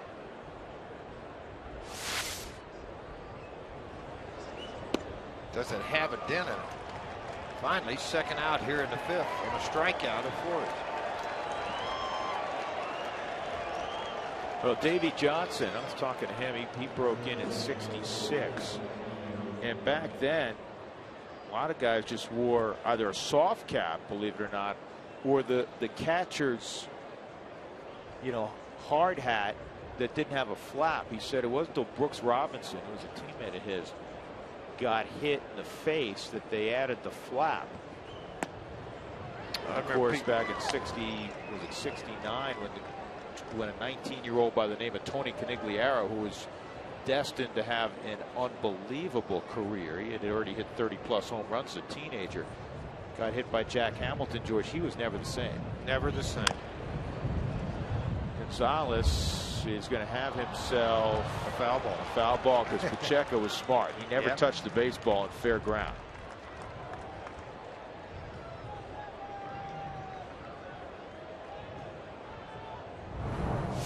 Came in. He's going to play deep here with 2 outs. Gonzalez hit the ball hard. And right there, when the ball hit on that high hop and it spun a little bit to the left, he goes, "What? You know what? I'm not going to throw him out. I'm going to have to backhand, and I just going to let the ball go and run the gamble," and the gamble paid off. But it was that second hop that convinced him when it jumped about a foot to the left. I mean, spin on the baseball.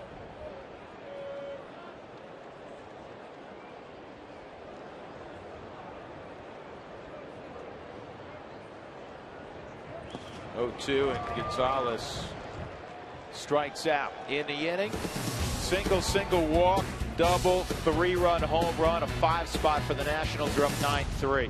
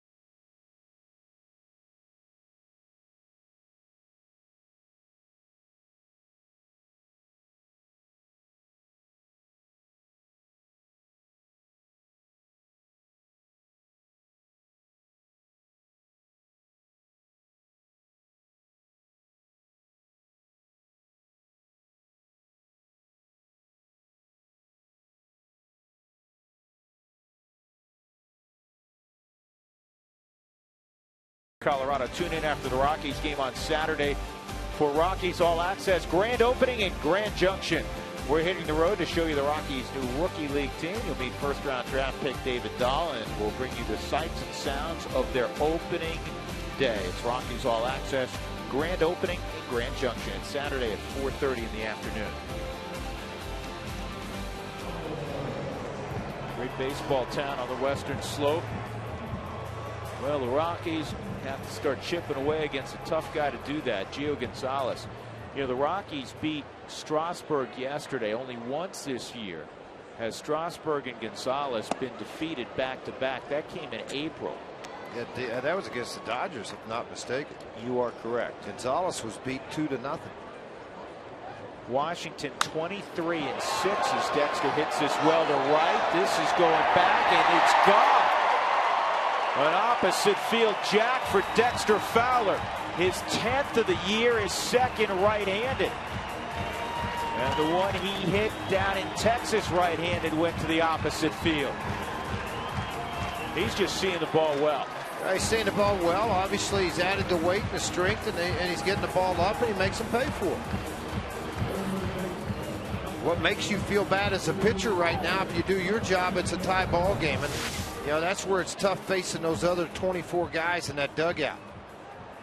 The ball's about mid-thigh when it makes contact to the right side, and Dexter's strength just put it out of the ballpark. Pacheco takes a strike. Dexter with 10 bombs, a career high. I mean, his previous best was 6. He's on pace to be in the mid-20s.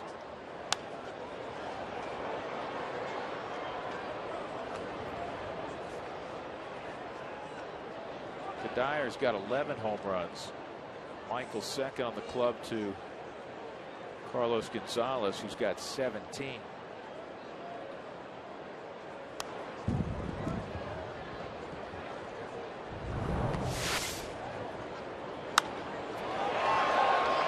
This was loud and proud. Good catch.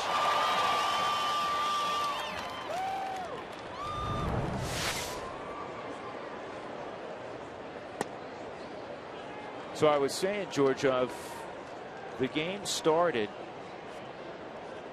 by either Strasburg or Gio Gonzalez. The Nationals are 23-6. A couple of times, obviously, the bullpen has messed up, not being able to protect or preserve the lead. The one Strasburg team loss out on the road, he actually left with the lead, and the bullpen blew it.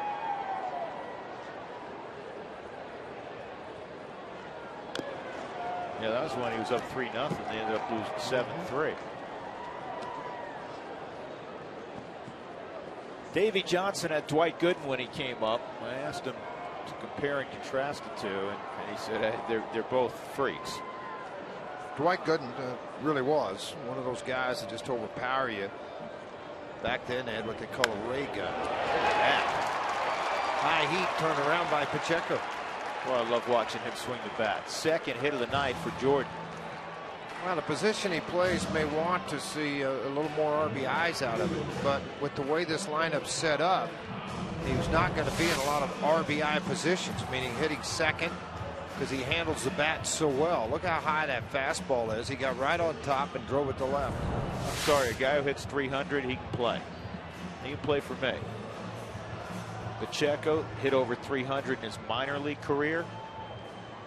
Well, it's and impressive. He's right around 300 now this year in his first full big league season. And every year in the minor leagues, his walks, he always walked more than he struck out, which is another impressive statistic for a young hitter. Cargo a single in the first and a bullet double to deep left that drove in a run in the third.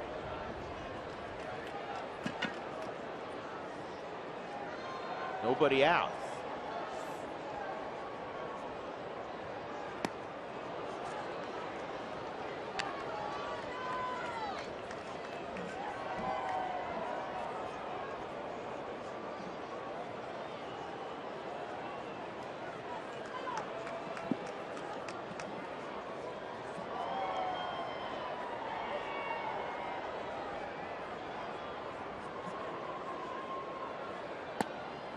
Called strike two, 1-2. Taylor Gonzalez does a really good job of outside corner slider, and then backs it up with a fastball on the outside corner, exact same location.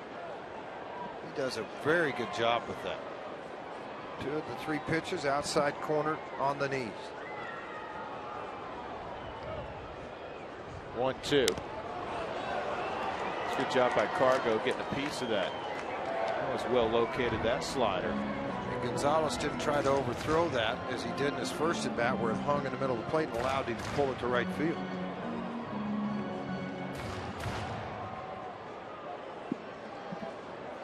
Fifth inning, 9-4 Nationals. They have 13 hits. The Rockies have 7. Another 1-2. And he got it with a slider. first out in the fifth. That'll bring up Kadire. A little bigger bend, but is also more of a down tilt as it got to the plate.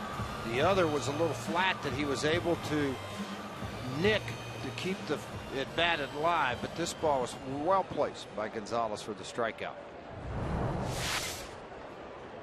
Kadire, a single and a walk.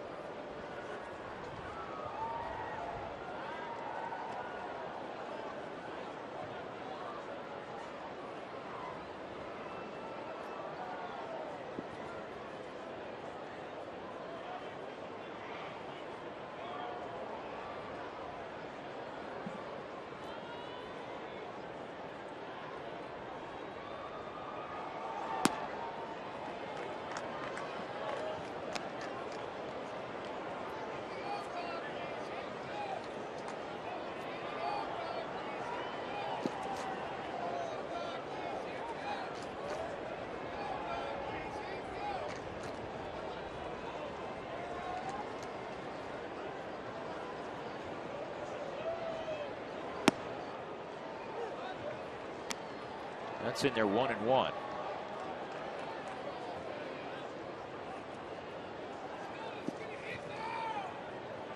Dramatic sunset off to the west with the hue of the fires raging.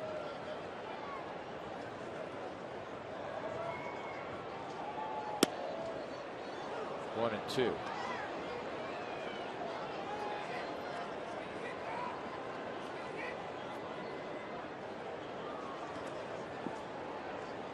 Time temperature 93 degrees tonight. 100 yesterday. Unseasonably warm everywhere across the United States right now. Tulsa 108. Parts of Texas 115. Zimmerman throws it away. A rare error from Ryan Zimmerman. Yeah, you don't see that often. That's just his fifth of the season.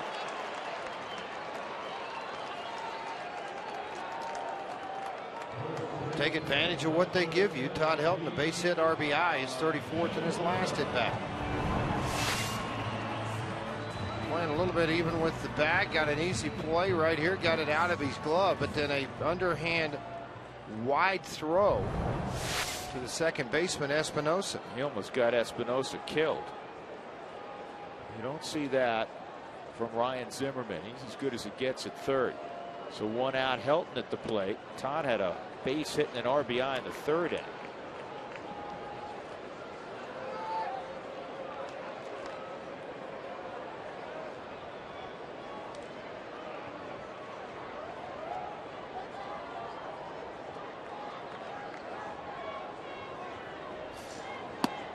Strike on Todd. 1 ball, 1 strike.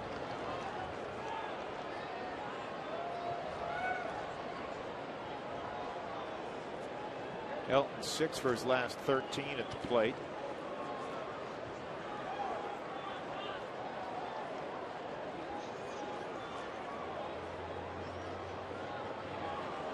And this one is a double play ball. That one they turn. 4-6-3. Rockies get a run on the home run by Dexter Fowler, his 10th of the year. It is 9.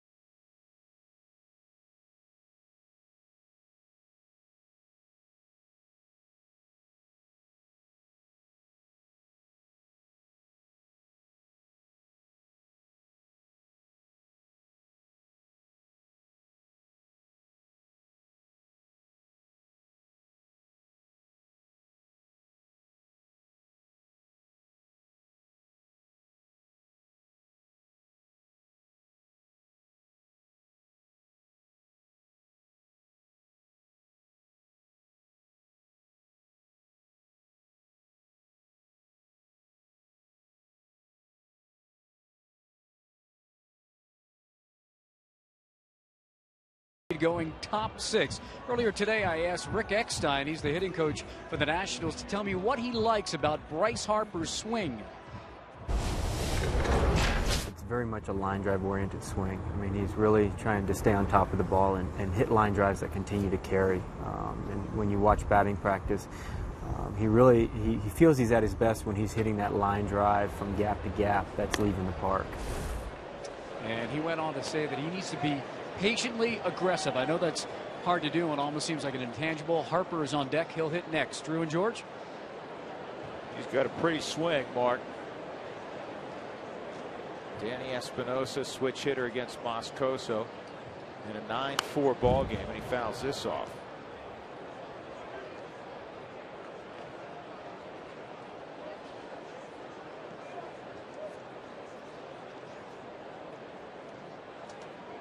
Moscoso gave up 5 runs on 4 hits last inning.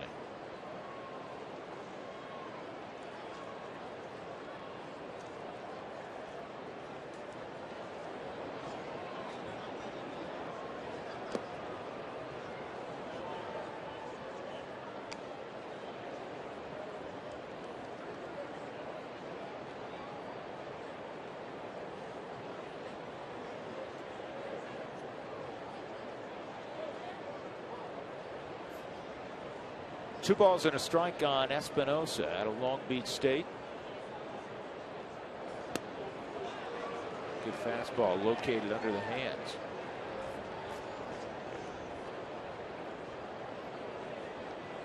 Some little note there on Charlie Blackmon. He's in Tri-Cities and he is working to get his way back to the Sky Sox with that foot injury, and he's been playing, waiting to see him go back to back 9 innings. Back to back and see how it works for him there, and then move him on to the spring.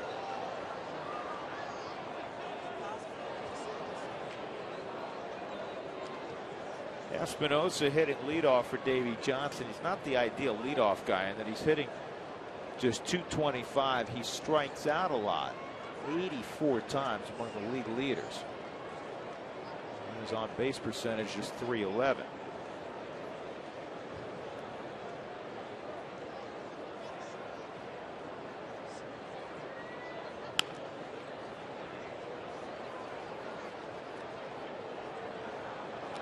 Everybody whiffed.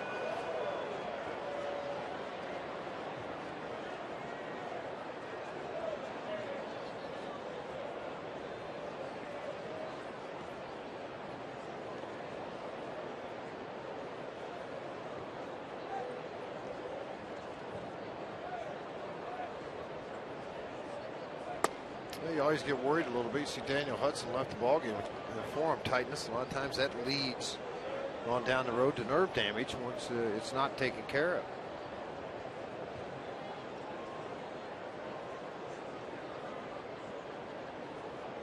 Only 2 guys that strike out more than Espinosa: Corey Hart, Ricky Weeks.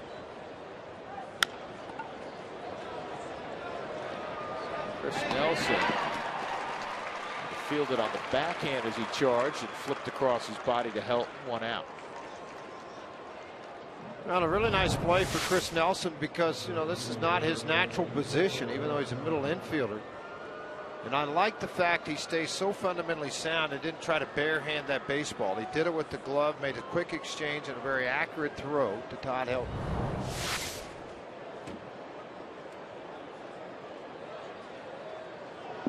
So Bryce Harper steps up, 0 for 3. He was 0 for 4 last night. Ground out, strikeout, fly out. He's happy to see something besides a left-hander. Yeah. It's got a good curveball.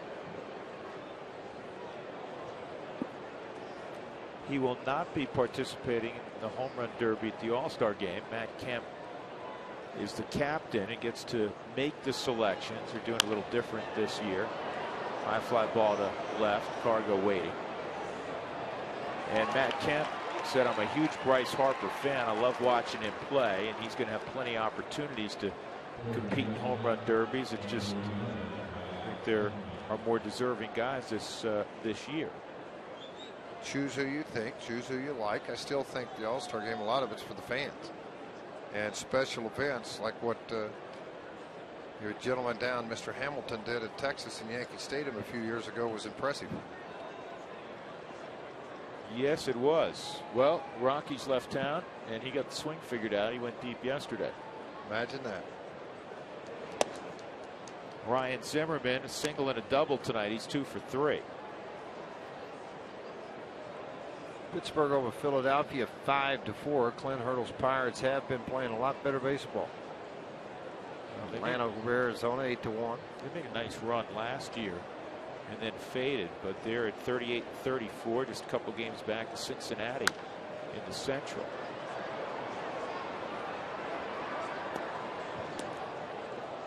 They're 10 games over 500 at home.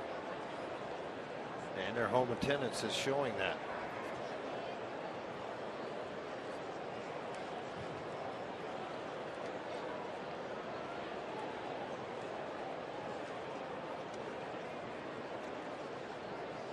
Just noticed this. Dougie had handed me the National League strikeout leaders. I mentioned Espinosa has the 3rd most strikeouts. This ball's well hit to left, and it's got a chance to get out. It does. Ryan Zimmerman with his 4th of the year. Make it 10-4. Second base hit off of Moscoso. He was the first guy to face Moscoso back in the 5th inning. He got a line single for a base hit. This time he sends it over the seats. Coming right out of the hand, Change wanted to know if that ball was down, and it was, but it was on the inner half and in the wheelhouse of Zimmerman. Picked up his 25th RBI on the season with that home run, his 4th.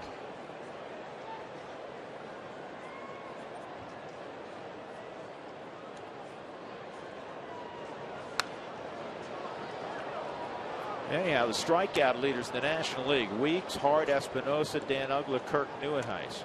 3 of those guys are second basemen. Weeks, Espinosa, and Uggla. Washington has 8 extra base hits, which ties a season high. A month ago in Atlanta, they had 8 extra base hits. They're going to Atlanta after this.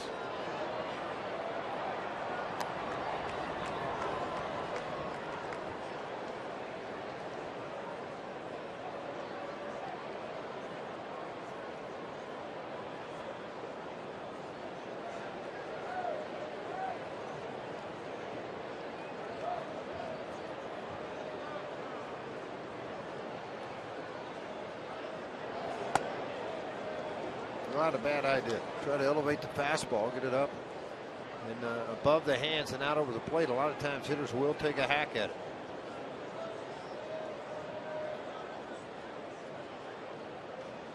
I looked at all the small print correctly, George. This is the first time they've reached double digits in runs this year. Huh. I think it's by far their most runs in a game. And they're not done, evidently. Got the most hits also to go along with it.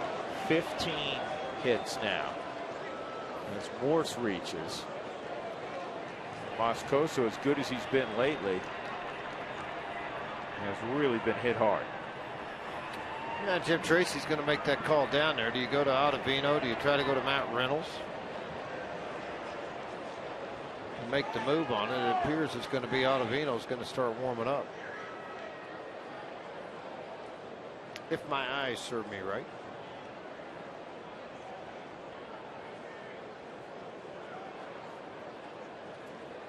You're out there looking at Moscoso and saying, boy, I thought he was bigger. He's actually a good-sized guy. Jim Wright's enormous. Zach Putman is the guy getting loose down in the bullpen for the Rockies. Recently recalled yesterday when Alex White was demoted to Colorado Springs.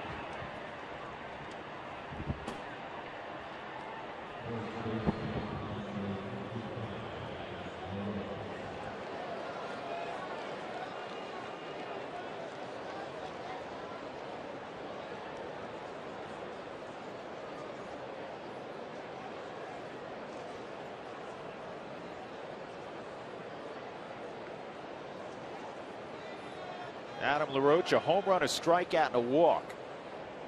Rockies put the shift on. And that misses ball 1.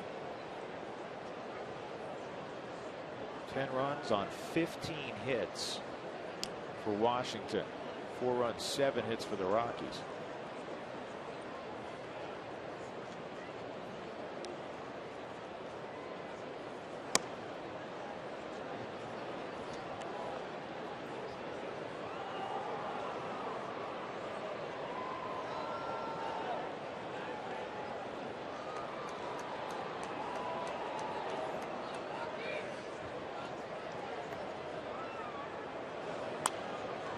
Out of play.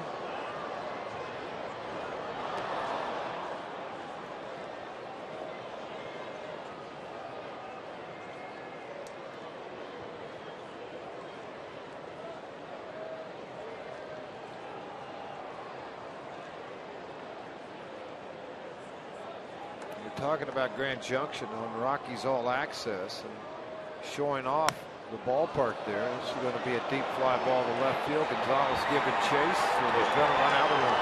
That's virtually the same spot he hit it out in earlier.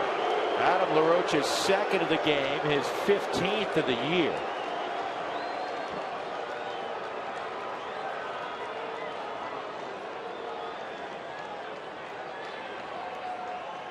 (12-4).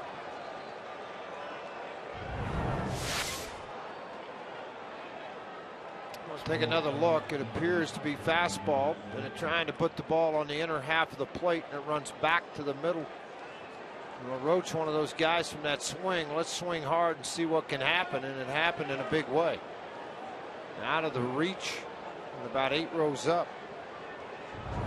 They scored 8 on Moscoso in an inning and a third of work. And he's just being asked to wear this right now, George. I mean, it's an inning and 2/3, as you said, 8 runs, and he hadn't fooled anybody. Well, Putman's the guy up throwing right now. As soon as he can get loose, I think Jim would make that move. He's just going to have to double switch out. Pitchers do 5th up if you're going to eat innings.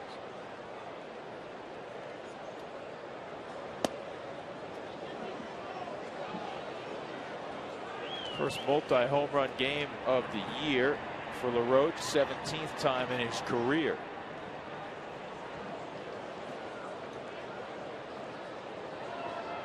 Some weeks the Nationals don't score a dozen runs. They've been winning a lot of low-scoring affairs. This is pulled to left, and this is a fair ball. Ian Desmond is 4 for 4. He's got 3 doubles. To give you a little brighter side here, the Rockies' #1 pick, Dahl, tonight was 3 for 3, 5 RBIs. He's got 6 on the season now. He hit a triple. They had 2 singles to drive in those runs.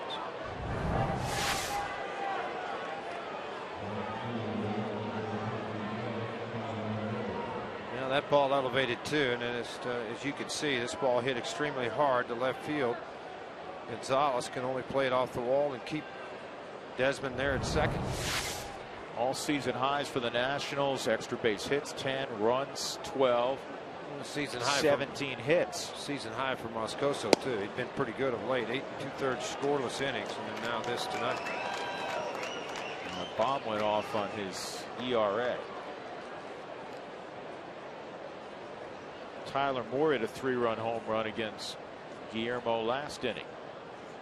There are 2 outs and 2 strikes. His ERA coming into the ball game 6.15 is now 7.62.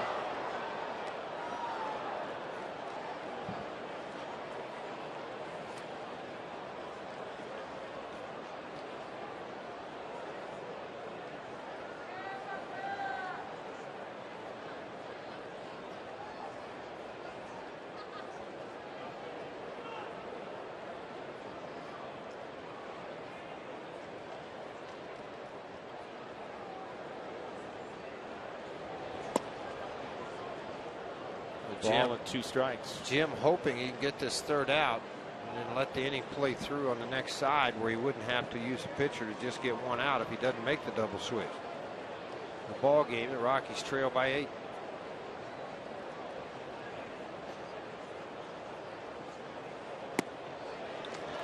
And a strikeout of Moore. 3 more runs in the inning, a couple of home runs. Zimmerman a solo shot. LaRoche a 2-run shot, his second of the night. 12-4 Nationals.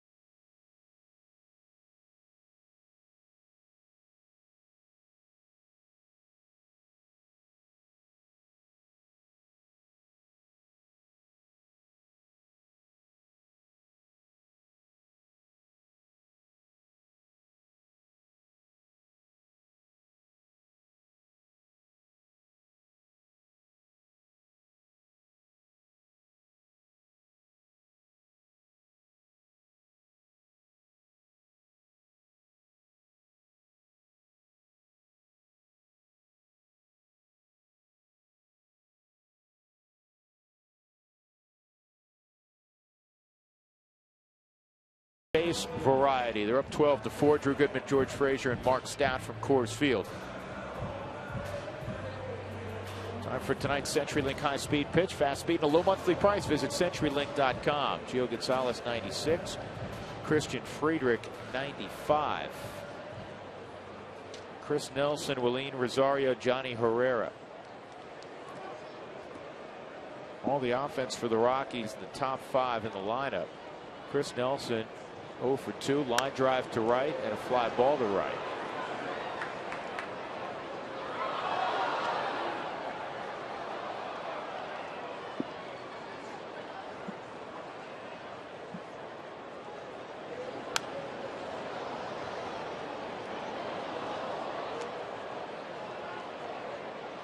Now the beauty of this lead, if you're Davey Johnson, you don't have to push Gio Gonzalez deep into the ball game. Well, that's going to be the hard part with 93 pitches now in the ball game. If he has the ability to get you through 6, shake his hand and send him to the shower and let your bullpen finish the game off. Davey Johnson, Bo Porter conversing. Davey will be 70 in the offseason.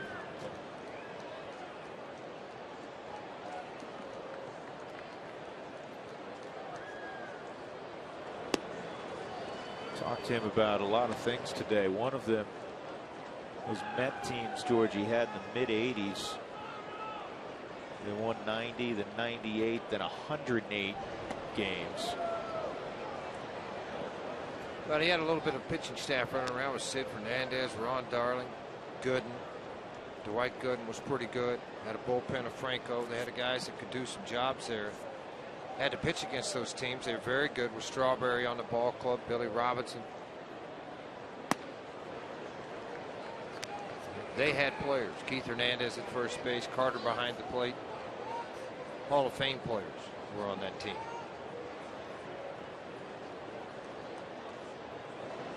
It's a ground ball toward the middle of the diamond. Desmond up with it. He's going to get Rosario by a step and a half. He said something interesting. He said he felt like his Mets team arrived in the Boston series somewhat flat because of that great NLCS against Houston. And he felt like they had to win game 6, which lasted forever, one of the great playoff games of all time, because lying in wait if it went to a game 7 was Mike Scott, who had that. He had a couple of wonderful years in that almost unhittable split finger. He did, and again, you know, when they got into that situation down there, and you're on AstroTurf in the Astrodome, dark and gloomy, and the staffs that they had everywhere. The game went 16 innings. It was 3-0 Houston going to the 9th inning. Bob Nepper, who was a very good pitcher in his own right. That's number 100. 2-1. The count on Johnny Herrera, and Johnny lifts one to deep left field. Did he do it? Yeah, again. Johnny Herrera with his 3rd jack of the year. What's he been eating? Oh no, I saw him the other day in Arkansas in that rehab start against Felipe Paulino, throwing 95, take him out over the bullpen in right field from the left side.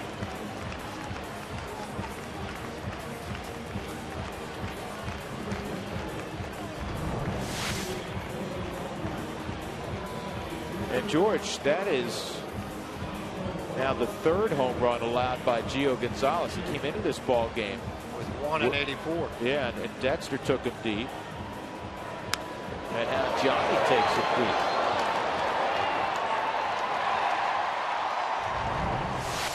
Eric Young's going to pinch hit for Moscoso.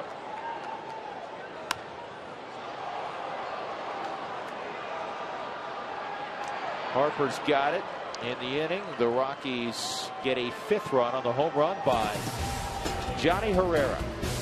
12-5 Nationals off to the 7th inning.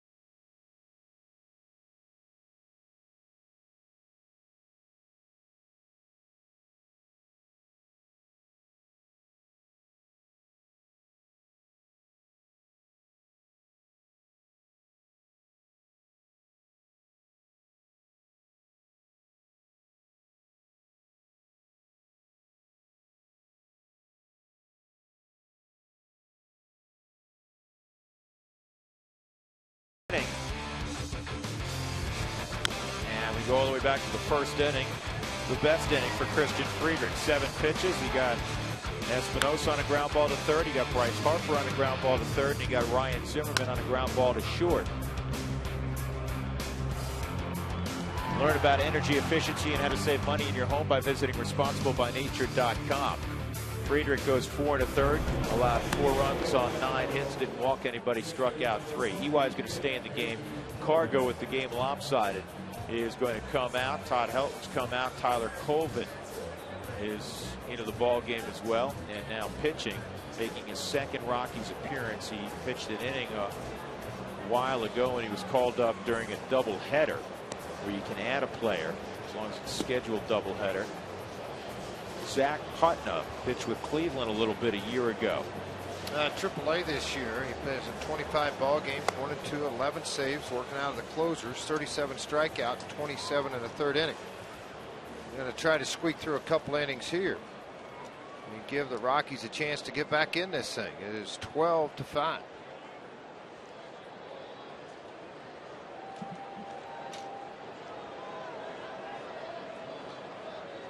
Played his college baseball at Michigan in Ann Arbor. Jesus Flores. And then Mark DeRosa is going to pinch hit for Gio Gonzalez.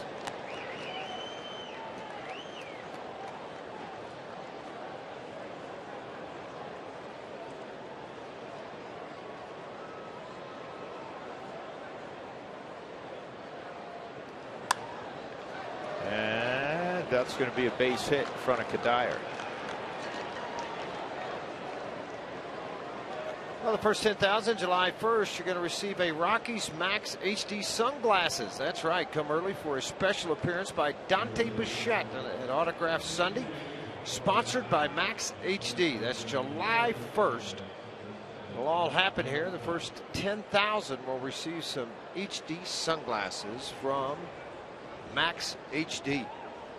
Padres are in town. That's this Sunday. 1-800-388-ROCK for tickets. Or ColoradoRockies.com.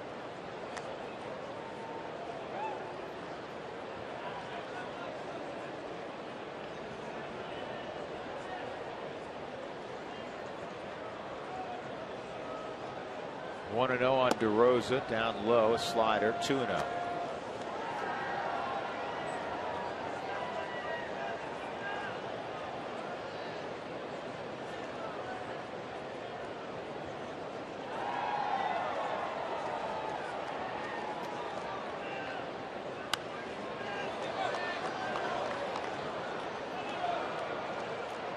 Boy, DeRosa keeps hanging on, George. He's had a nice big league career. He's battled wrist injuries.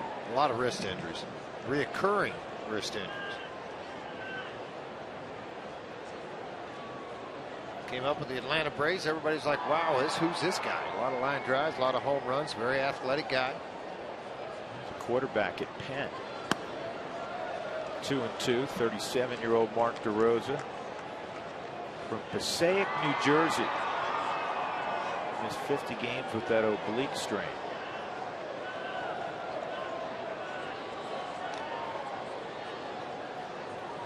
Been a part of 10 teams. Did you mention that, George, that have gone to the postseason? That tells you something, doesn't it? There's a reason that's happening to him.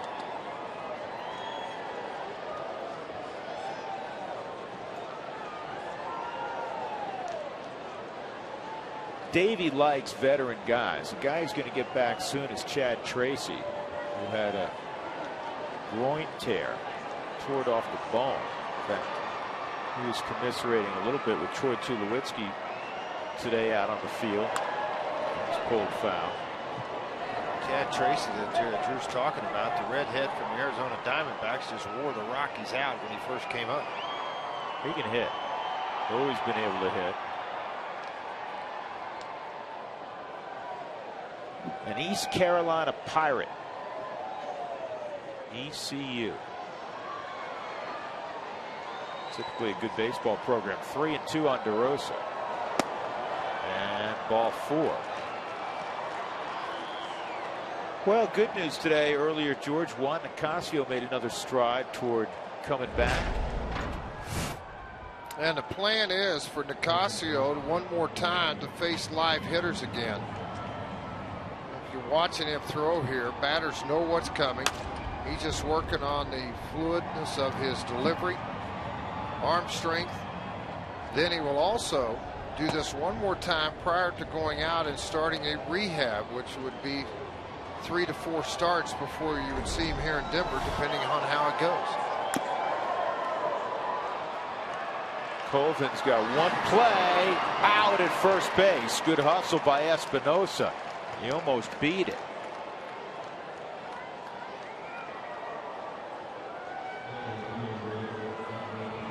Tyler Colvin thought about shooting that bullet to second base to try to get a force there. And recognize that both these guys have pretty good wheels. You throw down, by the time he got the ball, it wasn't a good line, but then that little hesitation allowed Espinosa to make it a foot race to the bag, and it was close. Bryce Harper with an opportunity for RBIs with runners at second and third, 1 out. Ground out, strikeout, 2 fly balls, 1 to left, 1 to right.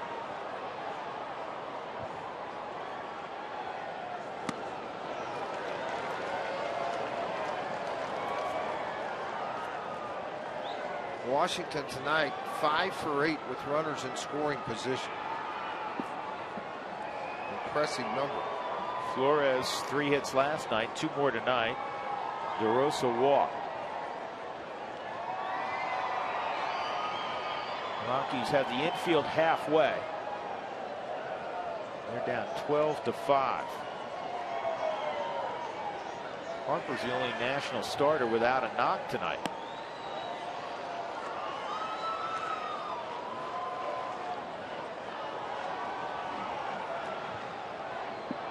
Harper and Cargo, 2 good players visiting. This was earlier tonight, obviously. Sharing some peanuts.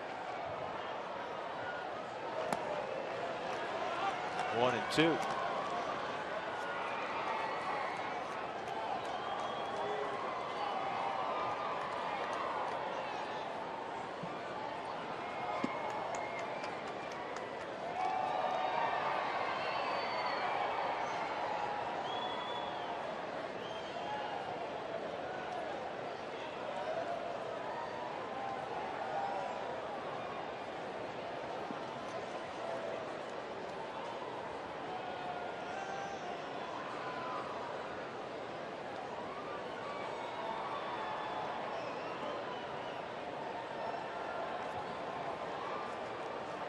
The veteran members of the Nationals bullpen. They have a good bullpen. They have some good arms. Some guys coming back when Storen gets back. It's Craig Stammen. When Storen gets back, that bullpen gets that much better. Really strong. And then Rodriguez, a hard thrower that's up to 100 miles an hour coming out of that right side of the pen also. Tyler Clippard's the closer now. This is on the ground. That's a fair ball, and that's going to be an infield hit. So Harper has his first hit in the series. Nobody could advance, obviously. And now the bases are loaded for Ryan Zimmerman, who's 3 for 4. Playing very deep at third base, but it's just kind of squirreled right off the end of the bat. Tommy backhanded it, just no chance. If he throws the ball, he'll end up catching Flores at third in the back. It's right in the line of his throw, so he had to eat it. Well, now everybody's got a hit in the Nationals lineup. They have 19 of them. Zimmerman, a double and a run scored in the third, a single and a run scored in the fifth, a solo home run in the sixth. Zach Putnam, third pitcher used tonight. This is a fly ball to right that should score another run. Whoa. Kadyr's throw is right on the money, and the Rockies are going to get a double play. Jesus Flores is stopped. Great throw by Kadyr for pretty deep right field. I thought that was going to be a relatively easy sac fly. Great throw by Kadyr.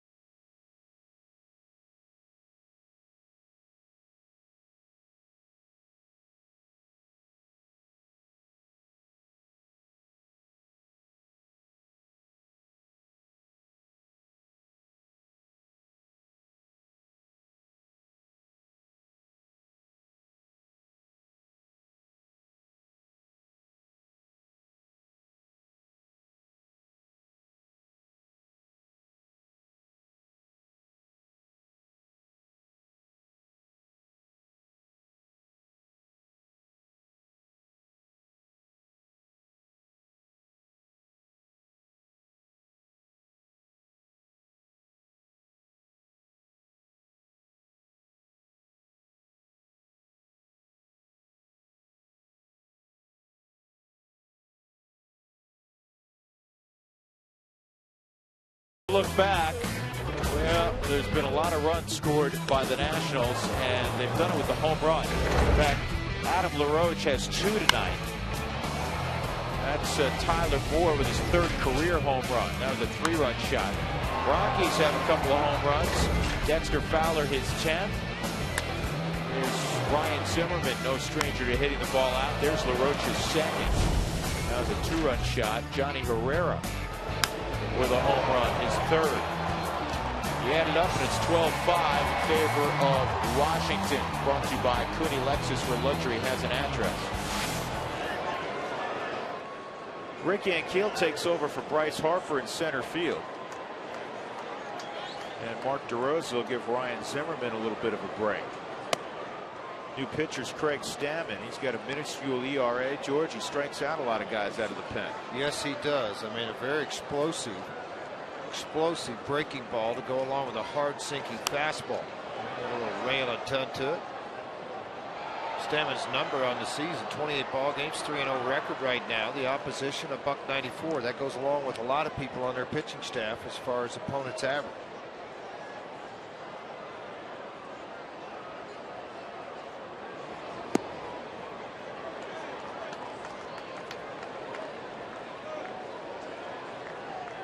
Fowler, Pacheco, Colvin here in the 7th. Dex riding a 7-game hitting streak. See the average up to 279.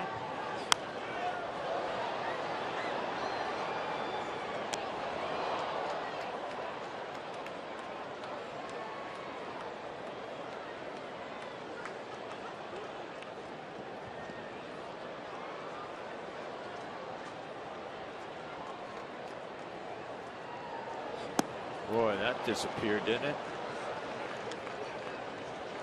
That had a lot of downward movement, that slider. Almost looked like a splitter, George. Look at this thing. Now let's take a look at it right out of the hand. It'll tell you that. You know, that's just a hard down sinker that he gets his thumb way up on top of it and just rotates and pronates to the inside. Whatever it was nasty. Nasty. Yes, sir. Jordan Pacheco with 1 out. Jordan's got a couple of hits tonight.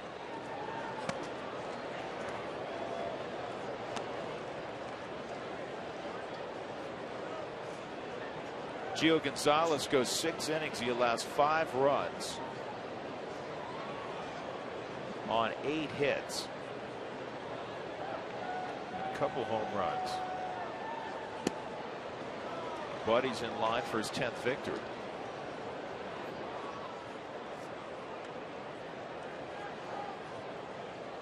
Gio walked 1 and struck out 6.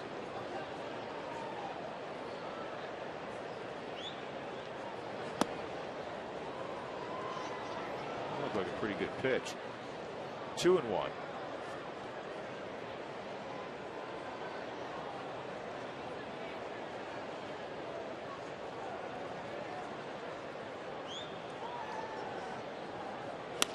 And that is the 3rd hit of the night for Jordan Pacheco.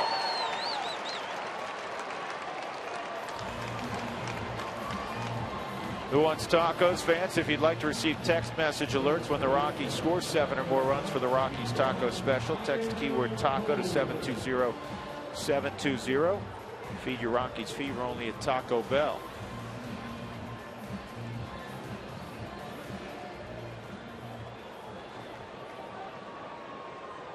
Tyler Colvin will swing the bat.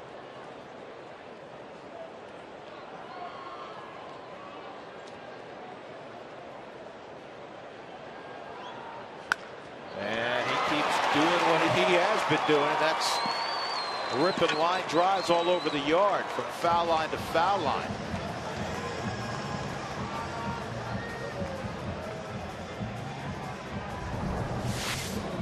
Just give me a ball in or half and look out.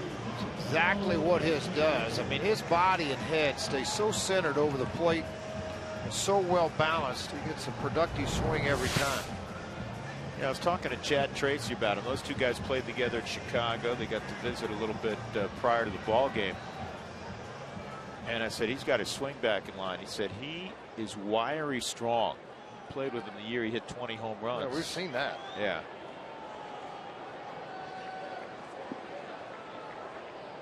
John Tracy was effusive in his praise of Tyler Colvin offensively. Here's Kadire.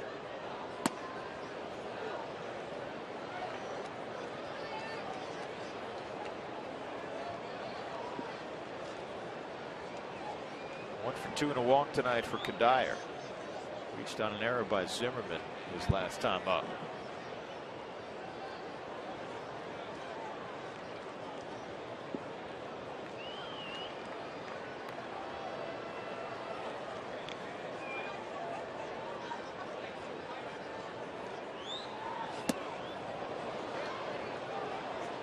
Two-strike count. Stammen's another guy, George, that used to start. Mentioned this yesterday. The only guys on their roster that weren't starting pitchers. Mike Gonzalez has always worked out of the bullpen, and the former Rocky farmhand Ryan Matthews has always worked out of the bullpen. Everybody else in their pen was originally a starter. 2 outs. Hard slider down and away after he's been showing you those nasty balls on the inner half. This is the pitcher spot, so the Rockies will go to Will Nieves. Todd Helton was in this spot.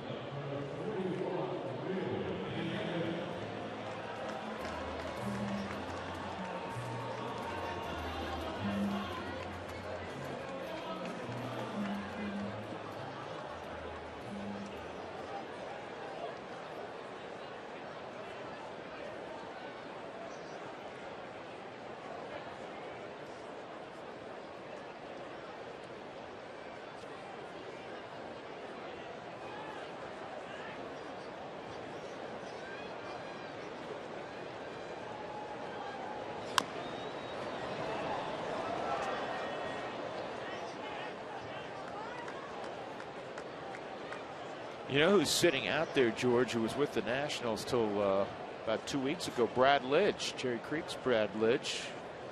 Let go by the Nationals. Well, there must be something there as far as arm or production. I wouldn't think that'd be a guy that you would want to have, you know, walk out of that situation there. You need help in your bullpen. And you had injuries in your bullpen with Storn and Rodriguez out.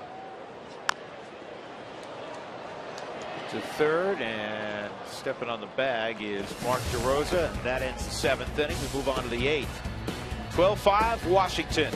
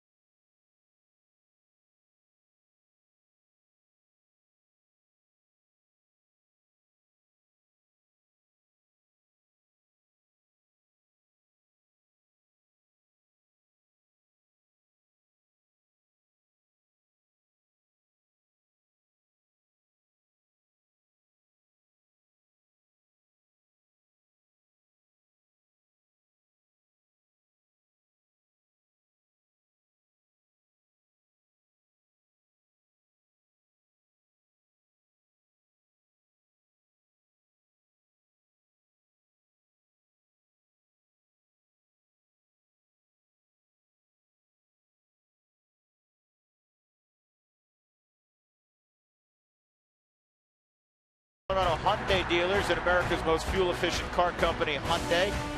By Sonic, it's officially summer, so roll up and try the all-new Holy Guacamole Dog and Chili Cheese Fritos Pony and by the Courtyard by Marriott, Western elegance in the cultural heart of the city.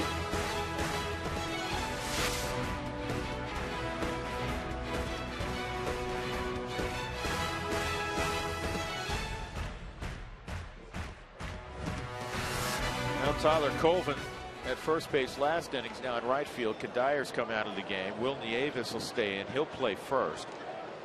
And on the hill is Matt Reynolds. Michael Morse.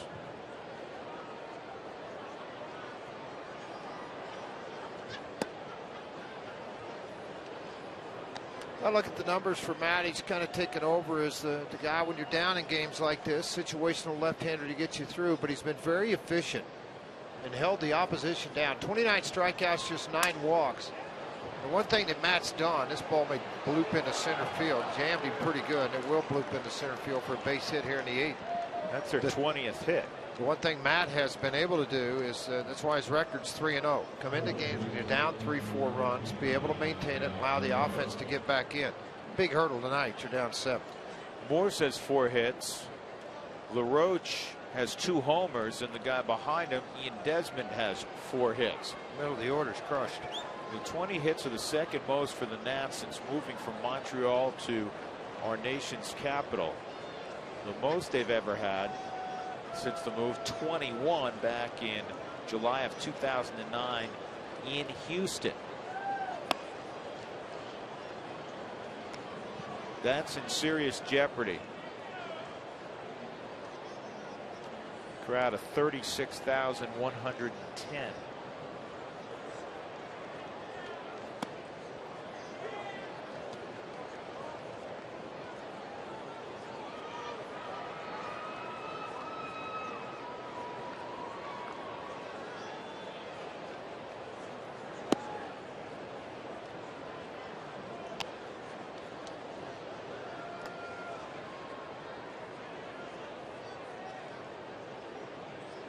Reynolds to Adam LaRoche. Reynolds, a 20th round pick out of Austin Peay.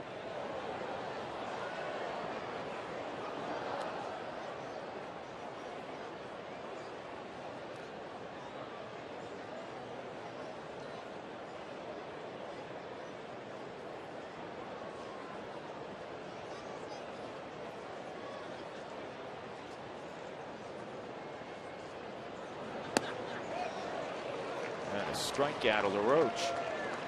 The Colorado Rockies Charity Fund is now accepting nominations for the 2012 Hal O'Leary Awards, which honors individuals who overcome adversities of living with a disability while continuing to make a difference in our community through leadership, dedication, and inspiration. So if you would, please call 303-312-2337. The deadline is June 29th, right around the corner.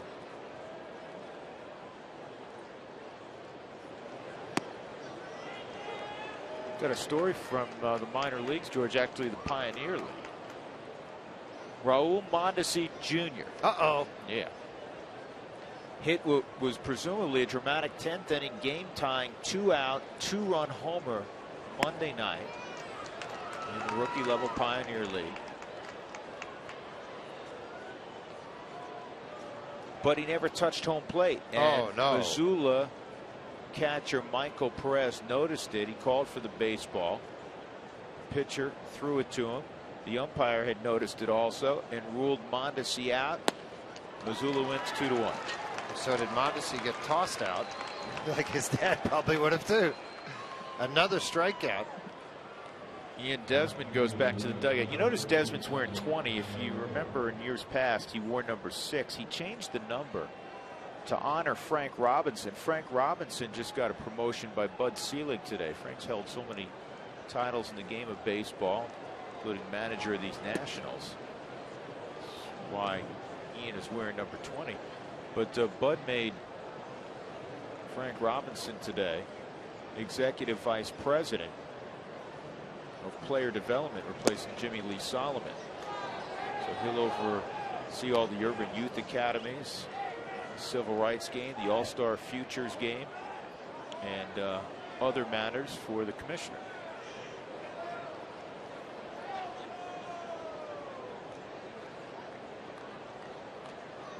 2-0 on Tyler Moore. Johnny will go to Chris Nelson for the final out of the 8th inning. 12-5 Washington.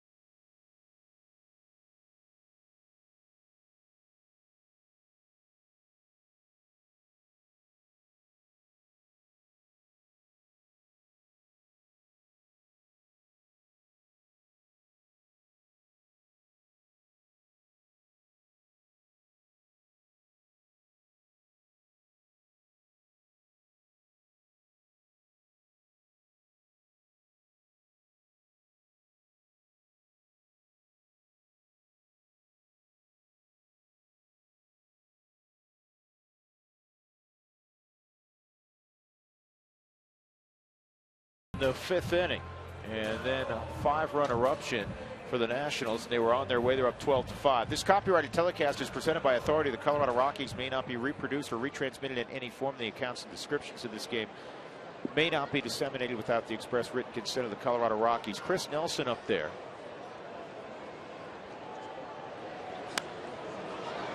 And this is fouled off. 2nd inning work for Stammen. Nelly a line out to right, a fly ball to right, and a strikeout.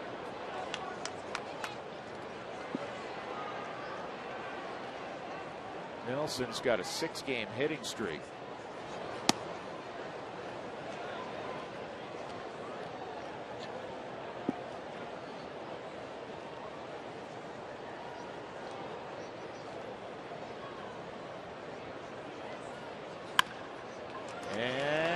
That's going to be a base hit. So Chris Nelson's got a 7-game hitting streak.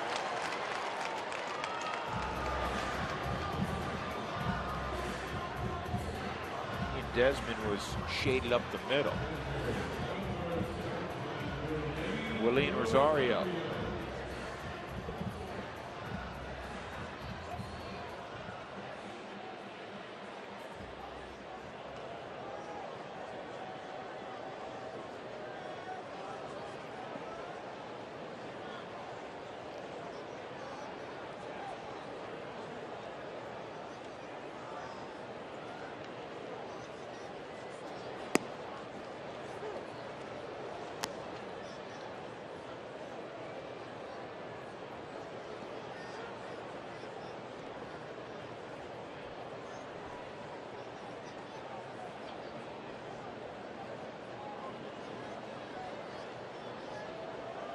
The 0-1 of Willeen. Strike out, a fly ball to center, and a ground ball to short tonight for Rosario.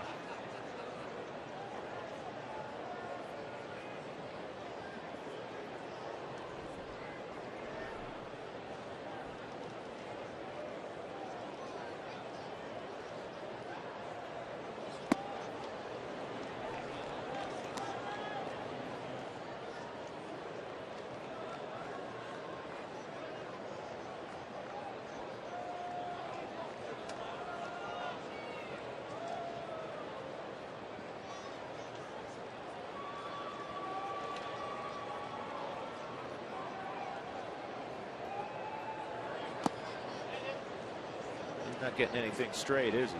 No, he's not going to. It's going to wrinkle right or wrinkle left, and hope he, or as Stament's concerned, he wants to see something happen on the ground.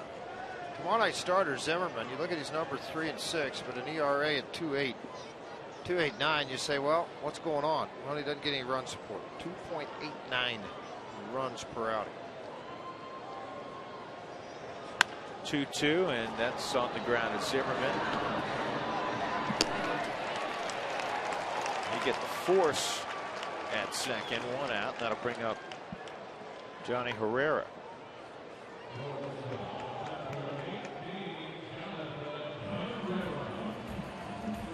DeRosa, I should say, at third base, who played Zimmerman last inning.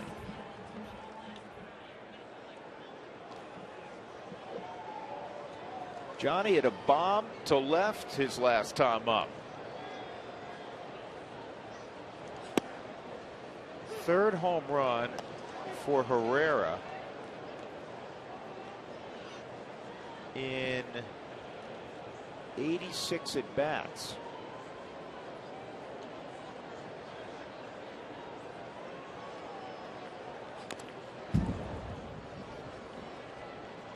Johnny tells the story when he was growing up in Maracaibo, a year older than Carlos Gonzalez. He was the big kid, and he hit a lot of home runs.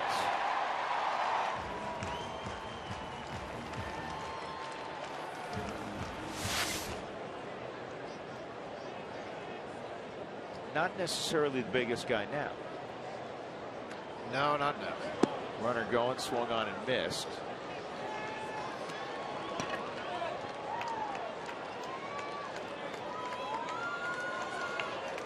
Not a stolen base for Rosario. Johnny's gone. Eric Young Jr. will come up for the second time. 3 strikeouts for Stammen. EY on the first pitch he saw back in the 6th inning, pinch hitting, hit a fly ball to center field. And he was out early today. He had an awful lot off Nicasio, but then he hit early off of Jimmy Wright a little bit. So he's trying to work on driving the ball to the opposite field on the fastball away. On the ground to first. LaRoche runs there, and that's the 3rd out in the 8th inning. We move to the 9th inning. 12-5 Washington on a Tuesday night at Coors Field.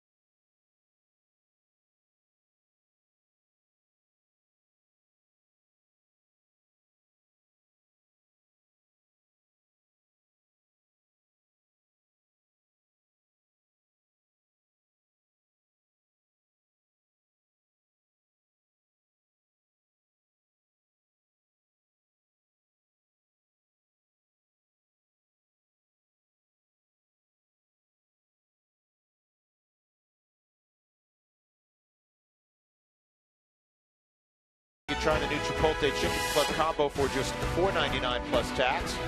By 5-Hour Energy. 5-Hour Energy fixes tired fast. And by Ram Trucks, Guts Glory Ram.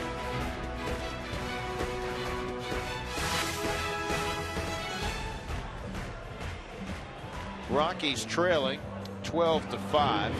Top of the 9th inning as we check in with Joel Klatt. Joel? All right, Drew, coming up on the Toyota postgame show, the running of the Bulls. Well, the bullpen normally good. Tonight, not so much. Guillermo Moscoso, 8 hits, 8 runs. We'll give that a chat. Plus, Ryan Zimmerman. How about this guy? New millennium. He goes all the way past 1,000 hits. Gets the 1,001st hit of his career with that home run. We'll talk about him a little bit in the postgame as well. Plus, we'll talk to Jim Tracy. This one didn't go so well for these boys, Drew. Let's get back to you. No, tough night at the office for the Rockies. Matt Reynolds will face Jesus Flores here.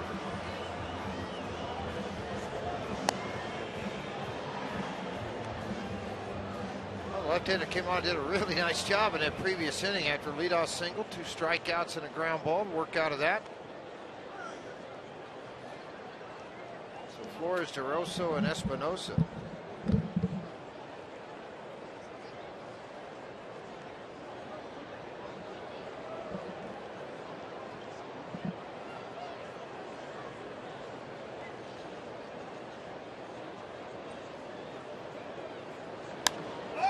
Fly ball in the infield, and Chris Nelson calls for it. The first out in the top of the 9th inning.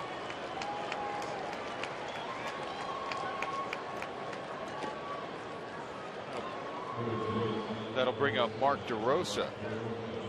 Second time he walked, stayed in the ball game at third base.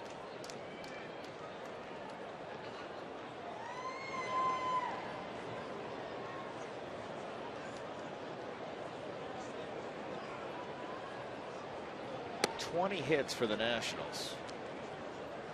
Last July, the Rockies gave up 20 hits against the Royals.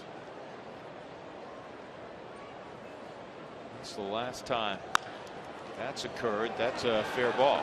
That's hit number 21. DeRosa will have a double as there was fan interference. Not so much fan interference as fan on the field. He did his best to stretch out to get it, but he ended up over the wall. I don't blame him. Come to the ballpark, got that front row seat right on the edge like that, trying to make a dive and catch. Go ahead, dive. Dive. You get it. You get it. Oh, it went right by you. Angel Hernandez signaling. See, the Cowboy had the right idea. I'm just going to reach out here with the hat and try to snatch it.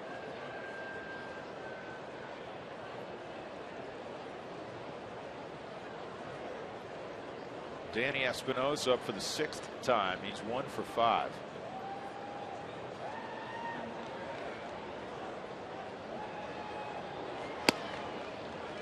And again, the 21 hits ties the most hits they've had in a game since moving from Montreal in 2005.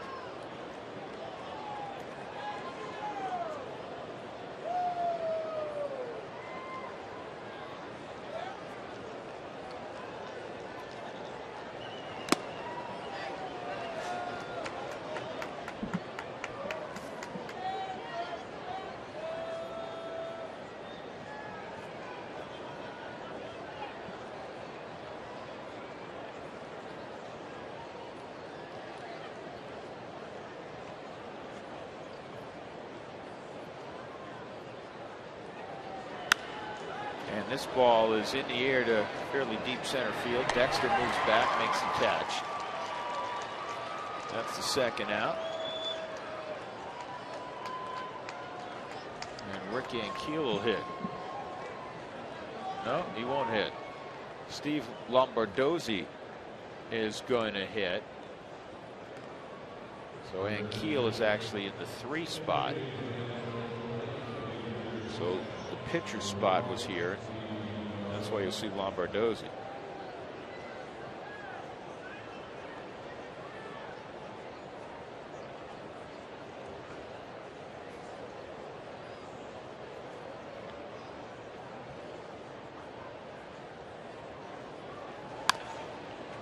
Bouncer to first. Will Nieves has it, and we'll go to the bottom of the 9th inning. Nationals lead it by 7 runs.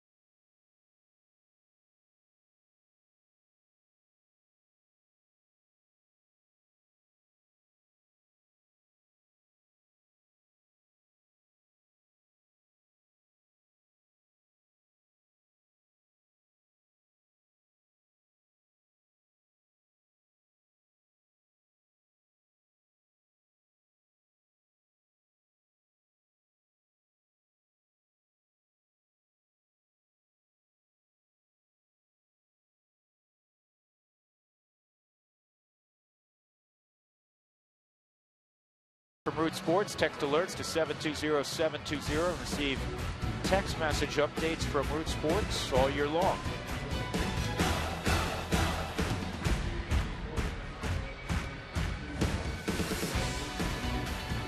Hits, 12 runs for Washington tonight. Gio Gonzalez on the plus side, 6 innings, allowed 5 runs on 8 hits, walked 1 and struck out 6. Craig Stammen pitched 2 good innings. Now Mike Gonzalez will come on.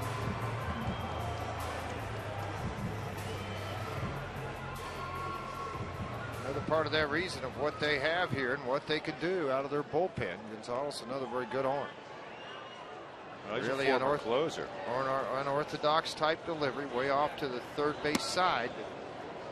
Very good arm.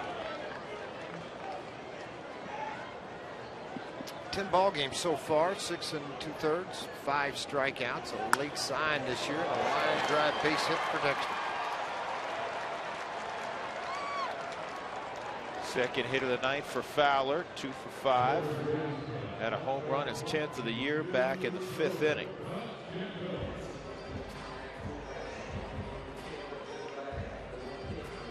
The offensive stars of the night for the Rockies, well, here's one of them. Jordan's 3 for 4. Carlos Gonzalez had 3 at bats, went 2 for 3, including an RBI double. Dexter a home run, as I mentioned. Johnny Herrera a home run. Todd Helton had an RBI single back in the 3rd.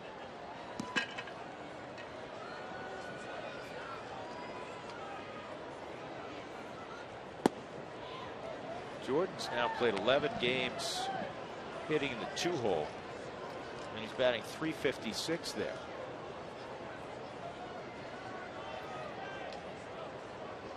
His average up to .304. That's by far the best among rookies in the National League. And that will be,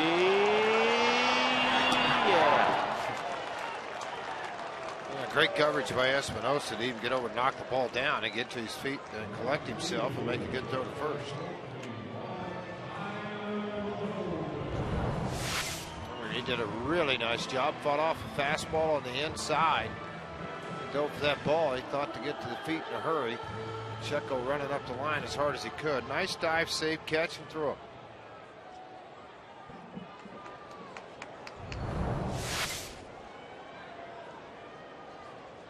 Second at bat for Colvin. He ripped a single his first at bat.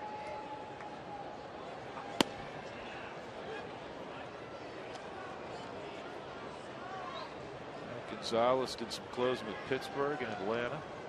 Very quick worker on the mound. You'll see him catch the ball, look for the sign, get right back up on the rubber. Doesn't spend a lot of time walking around on the mound like a lot of guys do. Still got some good giddy up. He's got a good arm. He didn't sign till late with the Nationals.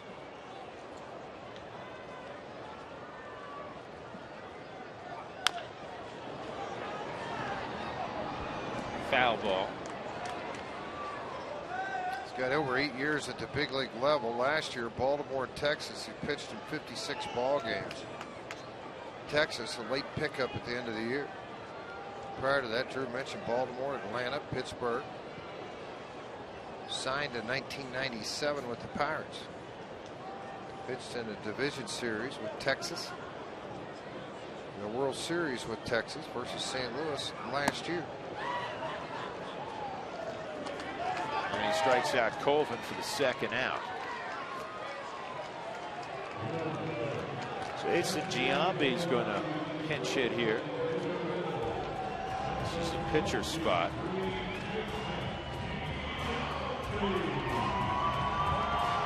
It's one of the few at-bats Giambi's had late in the ball game that is not where the game potentially is on the line.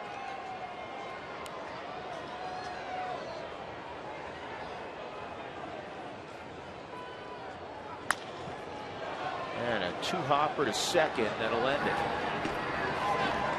The Nationals even up the series at 1 game apiece, a decisive 12-5 victory over the Rockies. Gio Gonzalez is a 10-game winner now. He's 10-3.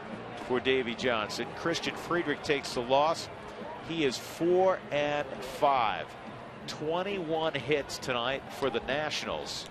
A team that has struggled offensively for most of the season broke out tonight. And the delivery of the game is brought to you by Jimmy John's, America's favorite sandwich delivery guys. Well, they had not only 21 hits, but a multitude of extra base hits. Their hits, their extra base hits, their runs, everything a season high. After the Rockies held them to just 2 runs yesterday. Visit JimmyJohns.com to find a location near you. Once again, the final score, the Nationals over the Rockies tonight at 20th and Blake, 12.